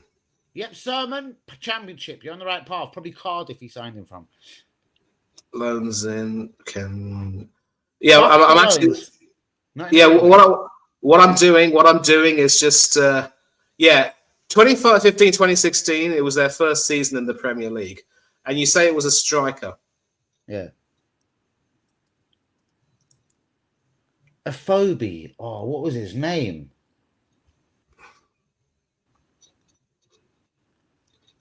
I thought it was like IF. I don't know. I fucked yourself. Let me see. Let me see if I got this one. Bennett Afobe. Youth career. Hold on. Did Bournemouth sign him for £12 million, Manny? Let me take a look and see. 10 million from Wolverhampton Wanderers. Fuck you. I make it 12. Cool. So, sorry, that was a joke of the fuck you. It was 12 mil, and it was from Wolves. And he played well. We sold him to Wolves for £20. I'm joking about it, £20. And Wolves got a massive profit. He was shit at Bournemouth. He didn't do nothing for Eddie Howe. That's my point. Neither did Jordan Ibe, the £15 million superstar from Liverpool. Neither did the £21.5 million signing from Liverpool, Dominic Solanke. Dan Gosling. Yeah? Guess where this fella's playing now? Who? Al Arabi in the UAE Football League. There you go. There you go. And he spent 12 million quid on him. Do you know what I mean? So I don't want to fuck his character here. I'm just saying, would I trust him with money? He's probably a really good coach, Manny. Do you know when you get 11 gazers on a fucking training pitch? Yeah? He could probably coach the life out of it. He could, definitely. There's no doubt about it. Make WB stop eating cheesecakes if he was eating too many cheesecakes. But I tell you what you can't do. Don't give him 100 mil. Do you know what he'll do? He'll go and buy fucking Ibe, Afobe or Wobie, whatever his name was, yeah? Do you know what I mean? He'll go and do all of it. You can't trust him. And if you look at Newcastle... Yeah, go ahead. If you look at Newcastle...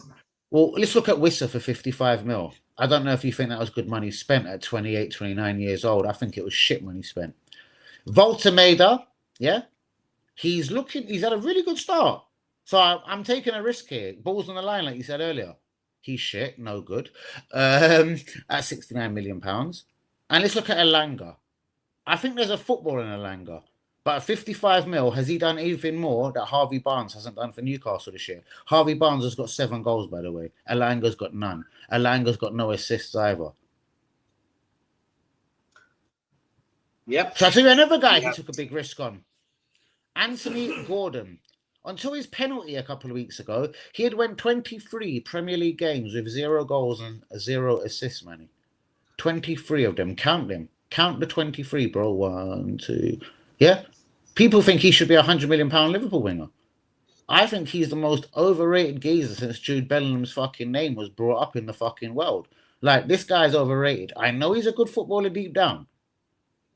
But what did he spend? 55 mil from Everton? 45? It's not a deal breaker, Manny. I'm just saying. He didn't buy him for a fucking £5 million fucking toasty sandwich. He bought him for significant money. I agree. And, you know, he is buying some better players than when he did it. He was at Bournemouth. Let's look at the centre-back, Towle. But that's because he's got money to spend. Let's look at Towley. He brought in the centre-back from AC Milan. Yeah? Malik Chow, yeah, the German, yeah. 35 mil. Yeah? I could name you 175 centre-backs that I would have spent 35 mil or less on. You could get free transfers out here. And the funny thing is that with Dan Burn injured, he might need to buy another defender unless he wants to wait for Jamal Lascelles to recover from injury. Or even Sven Botman, for that matter. Botman, again, that was another expensive signing. No, 35 mil? Around about that much, yeah. Exactly. Is he really that good? Is he better than William Saliba? Saliba cost 27. Gabriel cost 27. It's not even close, is it? I'm just saying I don't trust Eddie Howe with money. I'm saying he's a wonderful coach, and I love Newcastle. Why, aye, man? But just would I put money in his hand? Why, I know, man. Voltemeda. Because they're not getting 70 mil back for Voltamida, I promise you. Did you see what Bayern Munich publicly said? We was interested in him in the 18 to 19 million euro bracket. But then when the English club come in, we were thinking 18 million euros. What's that? 12 million quid. Like, what the fuck did they put out, you cunt, Newcastle cunt?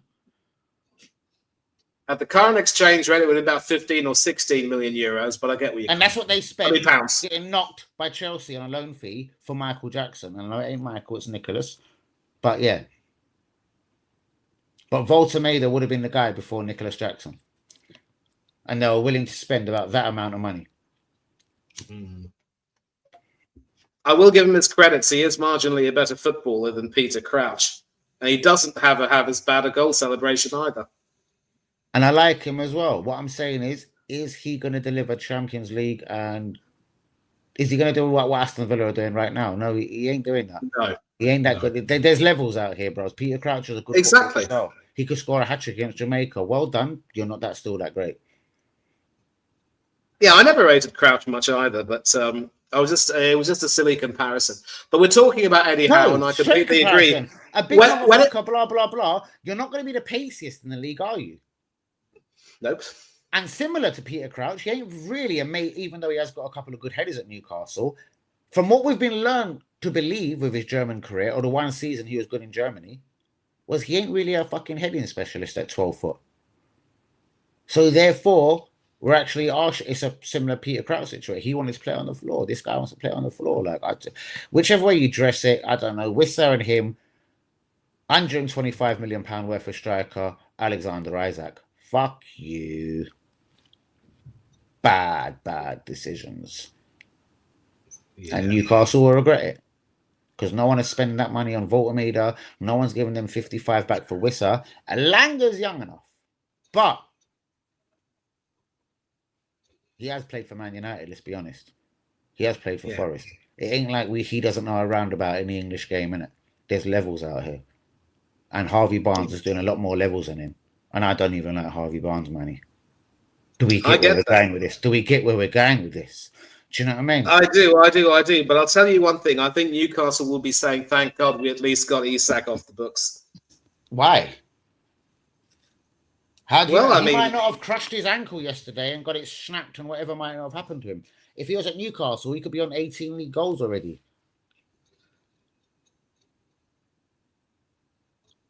I get your point, of course, but... And again, how many times did I say it? And I'll say it once more in case you were the one who said Isak was injury prone, and exactly. it's and I would still have took him to Arsenal over Gorkrez. So what's that saying? Well, at least when he's fit, the cunt will score. Gorkrez is a fucking hitting hope, isn't it? Yeah, he got a Kai Havertz sympathy penalty yesterday. You saw that, right? And Odegaard looked pissed off as well. Odegaard looked mightily pissed off. Do you know what I mean? Done his captain's thing, took the ball. Saka weren't even fucking involved. But we're a nice club. I told you, we give you tea and biscuits when you walk in the morning. You get blown and you walk through the changing room. We're really nice. We'll get you a cab home if you got a headache. We're a really nice club, Manny. We even look after a dog apparently all through the season. What's his name? Win. We're a nice club. We do the right thing. We're really good people. Yeah, we're a family club. Yeah, but then we trust in a family too deeply.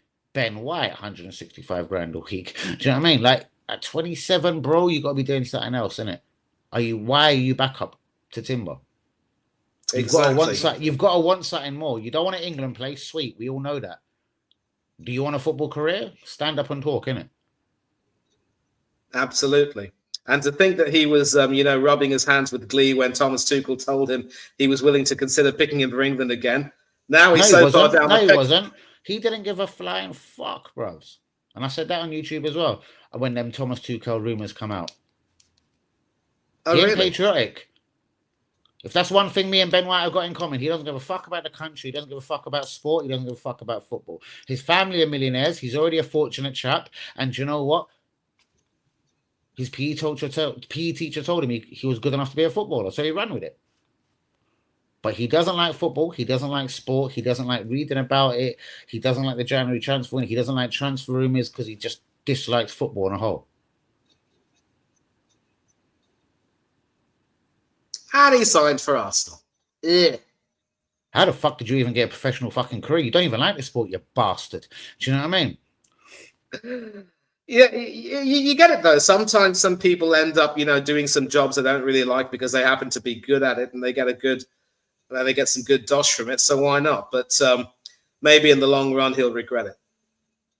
And the reason why many big clubs across the world won't stake a big bid on him is he a right back. We bought him as a £50 million centre back. Now he's a £50 million right back. But fuck that for a debate. You know what I mean? I'd rather talk about Mesut Ozil. Do you know what I mean? Fuck that debate. You know what I mean? What is Ben White's best position? Do you know what I mean? Absolutely, absolutely. But I think we can all agree on one thing. Unless Villa spend in January or get some loan signings in, bolster their squad, they're not winning the league. But they will get Champions League football. And Manny, again, I know we've been an hour and 40 in and I love it. But again, Manny, go and Google this quickly. The players out of contract in 2026. So forget all the Upamecano's, the Canates that we all know about. There's 11. Barcelona are actively trying to get Lewandowski off their wage list. Do you know that? Do you know why? It ain't because they're racist old. And they don't like Polish people. No, it ain't even that because he's old, because they know he can score goals. But if they want to add a Rashford to their budget, people need to fuck right off. Do you get it? Do you remember the Danny Olmo situation? Do you know what I mean? Manny, are you there? Boo. We got a technical. Manny, is it your technical or mine? WB. Hello. I think Manny's had a technical. Still 4 of us here. Time is still ticking. We'll see if Manny comes in and out. I won't remove him. I'll leave him right there for a minute in case it's a little bit of a glick. But Liverpool are back in Salah. What we should have done. I know you. If, would, could, should. Do you know what I mean? What can we do? Arsenal back that sort of middle of the road guy. Arsenal don't back the guy that can win you a league. Arsenal don't back that certain guy. But that's why we don't enter the debate into Gustavo Willian or Endrick when they're coming out of Brazil. Master Chuano, another guy at Real Madrid. Why aren't we after these players? When the big names come available, and there's big names all the time that come available, Alexander Isaac, we weren't at the races. We wanted people from Portugal or Germany, Sesko or Gorkares. It's an Arsenal problem, guys. If we want to write back, we spend £90 million on Timber and Ben White. At left back, we spent 45 on Hincapié at the end of the season and 42.5 on Calafore. That's still almost 100 mil. You pay for what you get. Are you happy what you got? I don't know. But guys, do be liking, do be subscribing. Shouts out to Manny up in the building. It's been an extremely long stream. And yeah, but this is why we do this, guys. Because we're real and it's all about the Arsenal. And I can see a hiccup coming, innit? I can see the big hiccup coming. And I think some of the games recently have been kind to us. If that was anyone else apart from Wolves we were playing, we could have been fucked. Everton, David Moyes is a good manager, but he's only really got Jack Grealish or Ndoye. If them two ain't firing, Everton are shit. And they got Pickford in goal. They got 3 decent players. Come on, man, you need another 7, 8 to make a Premier League fucking team. Let's not worry about the fucking players. They ain't doing well. Imagine what certain players. Imagine David Moyes with a quick Havertz or a Jesus at his disposal. Then these players might look good. David Moyes might even get a fucking job out of a guy like Jesus. But yeah, Manny, before we was fucking rudely interrupted, what the fuck was we talking about? You just disappeared. You were talking about getting someone like Rashford on the budget of a certain club or something. I remember because my internet. And I was saying, hold on, unbelievably, and I don't know how many goals Lewandowski has got this year. Yeah, Lewandowski. But he ain't really entertaining it. Barcelona don't want to be rude. He's a legend. He's got a big fucking stature in world football. But secretly under the table, if anyone in the world would just...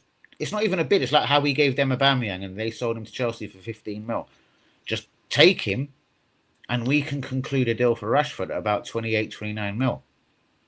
There's certain things that they can't do if people like Lewandowski is still on the wage bill. Exactly. Frank de Boer, that was years ago. The midfielder, De Jong, has signed a new deal on considerably less money. But that's still the sort of games Barcelona are playing. But then again, that's why they're still shipping crazy amounts of goals to teams like Club Brugge. Brugge should have beat them fucking 9-12 or something when they played a couple of weeks ago. We made Brugge look silly. I mean, the thing with Barcelona is that is the type of club that should be done for PSR. But, unlike Aston Villa, they've got some revenue streams coming in so they can adapt their wage bill. Another big issue with Aston Villa, I don't know if you notice, is that... you can hear me. Yeah, of course I don't know if you noticed with Aston Villa, but a lot of people have complained that their wage comparisons to their revenue streams. That could change if they can. I'm losing you a little bit, Manny. Wait.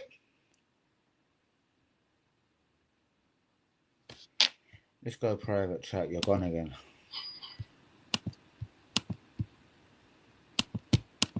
How do I reply to that? Shit. Fuck. Oh, is he back? I heard fuck. You're back again. I heard a fuck. No, I'm not. I'll be going off in a minute, but I'll be back in 2 minutes. Just before you go, though, you just said, what did you say about Barcelona? You mentioned 1 or 2 players there. I think he's gone. I'm going to try and complete that for Manny.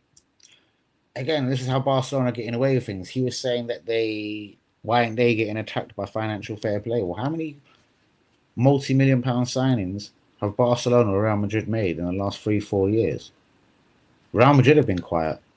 Dane Hudson they got this year, 17 mil. That was up front. Who else did they sign? Master Junior. But of respect, that was what was from a Mexican club or something, or an Argentinian club. They're not going out there and spending 105 on Declan Rice. They ain't even got the fucking luxury of being able to get a £45 million loan for Nkapie. Real Madrid or Barcelona can't be just dragging in Eze at £67.5 million right about now. There is constraints. And April's in the building, big heart. Shouts out to you, April. There's big constraints in Spain. And they're finally being caught up with. But they still look cool in their leagues. They still look good in the Champions League. And Arsenal still ain't one diddly squat. I'm asking you why. People. If Emre was given 6 years, he would have won multiple titles at Arsenal Football Club. Why was he given no time? I forgot about my bet, you fucking bastard. Santa Clara, yeah? You can't. Santa Clara. You bastards.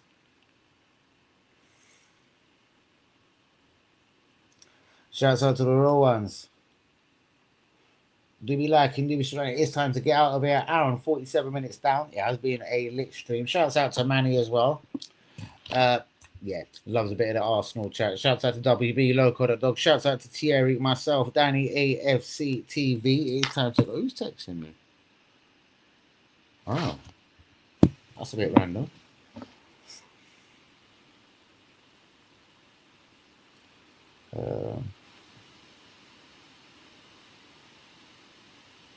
That's a bit random. So 1 second, people. There's somebody knocking. Should I let him in? Oh, Manny's back in the building, I do believe, for a last little moment. Manny's coming back for his fucking final thought. Go on, Manny. I'm really sorry. And, what I was saying was that with Barcelona, they still have a revenue stream.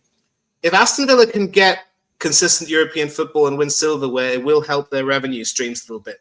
But they might have to adjust their wage bill. That was what I was going to say. And yeah, listen, basically. I want to say that I'm really sorry about these interruptions. I'm using my hotspot because my Wi-Fi has been giving me a bit of trouble. Manny, that is the least of our problems. The least. Don't worry. Trust me. I was telling WB the other day to kind of Google, look at transfermarket.com, whatever. 90 minutes. Look at him. I'm going to look up the players who are out of contract this season, and maybe we'll try and talk about it later on in the coming days. Definitely do that for 2026. Another thing is to look at is there's a couple of bits. The 2000, and again, what certain of them could do for clubs like Aston Villas and Co's. I'm not even necessarily saying Arsenal. I'm saying the Aston Villas out here. Do you know what I mean? The Brentford. Yeah. There is so many good footballers, and I'm not talking just the Upper Meccano, Canate list. I'm talking there's players to nick. Man United don't want Sancho. Do you know what I mean? I'm not saying he's a world beater. I've just got this list here from transfermarket.com, and one player who could be available on a free once his contract will be ending, Mark Gay. It can't be correct. Like you didn't know that. But if I could tell you at the top of my head a few more, Ruben Neves, but he'll go to Barcelona. Yeah. They'll try and get rid of one of their central midfielders. We know about the Ibra Konate, the Upper Meccano, the Mark Gahey. But, mate, there is absolutely... Oh, Matt, there's hundreds more. Do you know what I mean? Oh, yeah. Two centre-forwards of... one big centre-forward of interest, Dusan Vlahovic. He's another one. Juventus. He's another one. But the thing is, they have got the power to execute one more year. So the plan is to sell him in January. If they can get no money in January, they're going to immediately on the 30th of January execute his 1 year and try the same again in the summer and next January. Do you get it, Manny? So some of the lists that you're looking at on Transfer Market, because that's a brilliant place to look, they won't tell you that they've got 12 months of we don't call it rolling. What's the word in, Manny? Basically, the club has the power to execute in every 12 months, yeah? Yeah.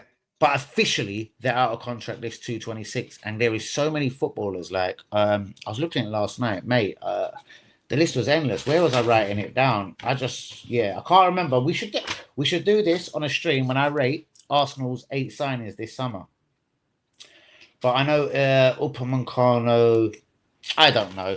Even Buendia is out of contract to Aston Villa, and there's even a problem. Yeah, he was actually supposed to leave, but then he opts to stay, and now. It will be very interesting to see if Aston Villa decide to keep him because, boy, he has been balling this season.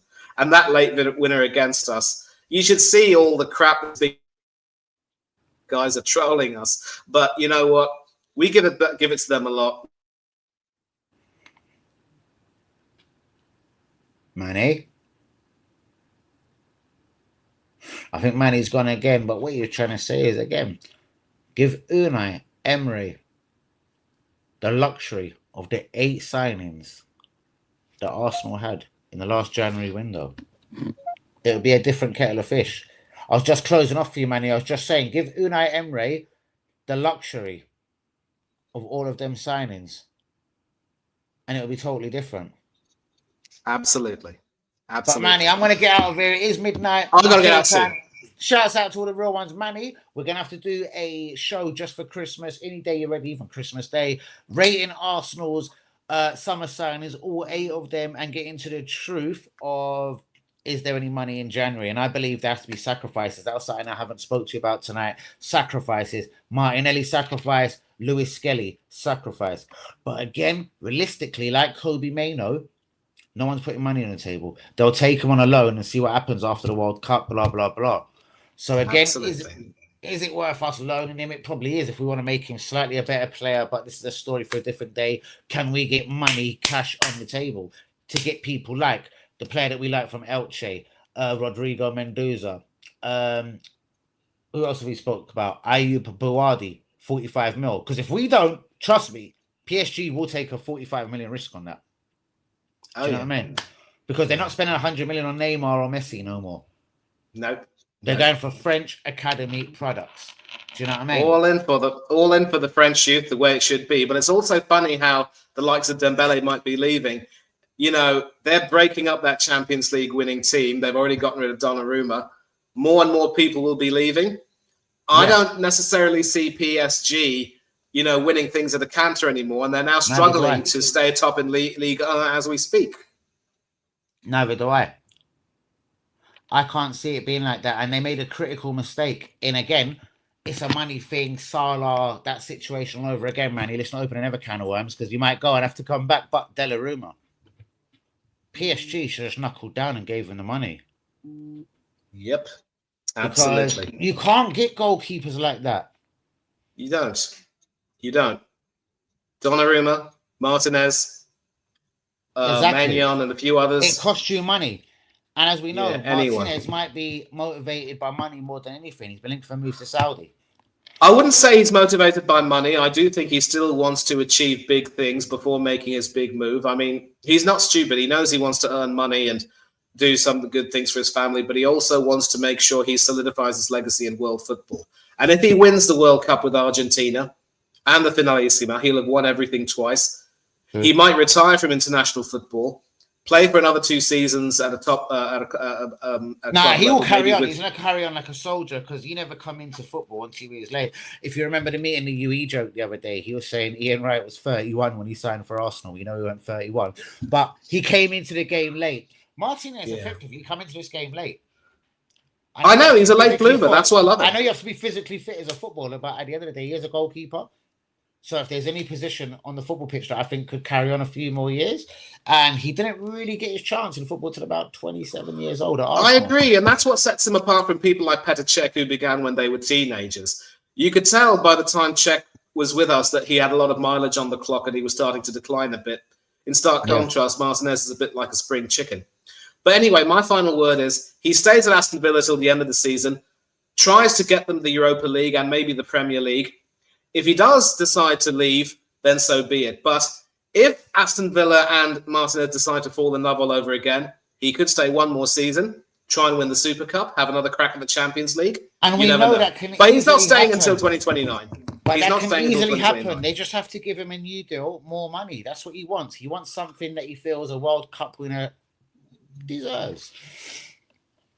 That's it. He also loves the club, and the club love him, and we'll see what happens. Maybe I tell you, he's there till 2029. So I don't see them negotiating on the existing terms. He will be sold. He's not going to stay till the end of his contract. All those strange things have happened. But we'll see what happens. But as I said, last word on this. Villa won't win the league. I think City will still do it. But they've given them if they win against Chelsea and us, they give themselves a chance. If they get some good loan signings, they give themselves a very good chance. All we have to do as Arsenal fans is make sure that we step up our game because we are not winning the league with performances like that against Wolves and Everton. Bruvs, it is 5:30 in the morning here in my neck of the woods. I have to get ready. I've got to go and possibly get in a couple of hours sleep. But that Christmas stream where we rate the summer transfers, send me the link. Tell me when. Cool. I'll hop on. We'll do that. Manny, Crystal Palace Tuesday, last words. If you want to jump on, do jump in. It's Crystal Palace on Tuesday. Other than that, Merry Christmas, guy. And I will be fucking talking to you soon. Get me on WhatsApp. Merry Christmas to you. Merry Christmas to the wonderful chat. And I will see you all very soon. And Crystal Palace are in a slump. Leeds did them in. Dominic Calvert-Lewin. It's turned away by Everton. He's balling at Leeds. We need to make sure we pump them. I'm going for 3-1. I'm being optimistic, almost deluded, but that's my hope. Peace out, Manny. Real one. Love you to death, my brother. Peace out, bro. Merry Christmas. Right, guys, it's time to go. Did the Northerner job in the street? Oh, you're right, fucking Carrot. I didn't fucking see your carrotness there. Hold on, Carrot. Are you still there, Carrot? Give me a sign, because I want to do something for you. I want to show you something. Are you there, Carrot? Are you there? I need to show you something. Hold up, I just need to figure out how to do it. 1 minute. Come here, Carrot. Carrot, come back. I know how to do it now. Give me a sign, give me a signal. If you're Northern. If you're a fucking carrot. If you're orange. And I don't think there's no one coming back. So, guys, on that note, shouts out to Manny, shouts out to the real ones. We are out the building, 1 hour, 58 minutes down. Peace out to the real ones. If anything, it's been fucking real, people. Dan, please stop the front. Who are you going to flip out, you fucking carrot? I swear to God, if you don't let him go in your live, you can't fucking come in mine. It's not fucking fair. Why are you treating him like a wanker? Like a second-class citizen? And I know what you Northerners think. You're treating him like fucking foreigner. Like he's from fucking different fucking country. I'll fucking put your ass on timeout. Don't you get cheeky again, love? I'll put your fucking ass on fucking timeout quicker than you can say fuck you, Danny. I fucking promise you. Treat my fucking son like a second-rate cunt. I'm on the phone to him now. And you're still treating him like a fucking cunt? You don't want him for Christmas. You don't want him for fucking New Year. You don't want him for fucking nothing. Fucking disgusting fucking act. Just drop him. Tell him fuck off, man up. With them big fucking Wolverhamptons in front of you. Just say, listen, brovs. My Wolverhamptons are too fucking big for you. Now fuck off and stay in your London lane. Let me put you on timeout first. Get out. Got in timeout. Fuck off, yo. Get a grip, motherfucker. And yes, I have bareback the 2-hour mark. So guys, do be liking, do be subscribing. It's Danny fucking AOC TV. I'm the realist. We don't like fakes. We don't like no fucking me not speak of the English. Me not understand. I'm gonna dangle a carrot in front of you. This is my carrot. It's very big. Oh, you're gonna come home soon. You're gonna do this to me. You're going to put my legs in the air. When? January, February, March, April, May, June, July, August, September, October, November, or maybe next December. I don't know. I don't know if you're Northern, but just I don't know. Fucking maybe go fucking talk about fucking Tony fucking Calvary. Guys, peace out. Good night. Shouts out to WB. And shouts out to my one and only Thierry. Peace, people. God bless. Don't like Northern people. Peace.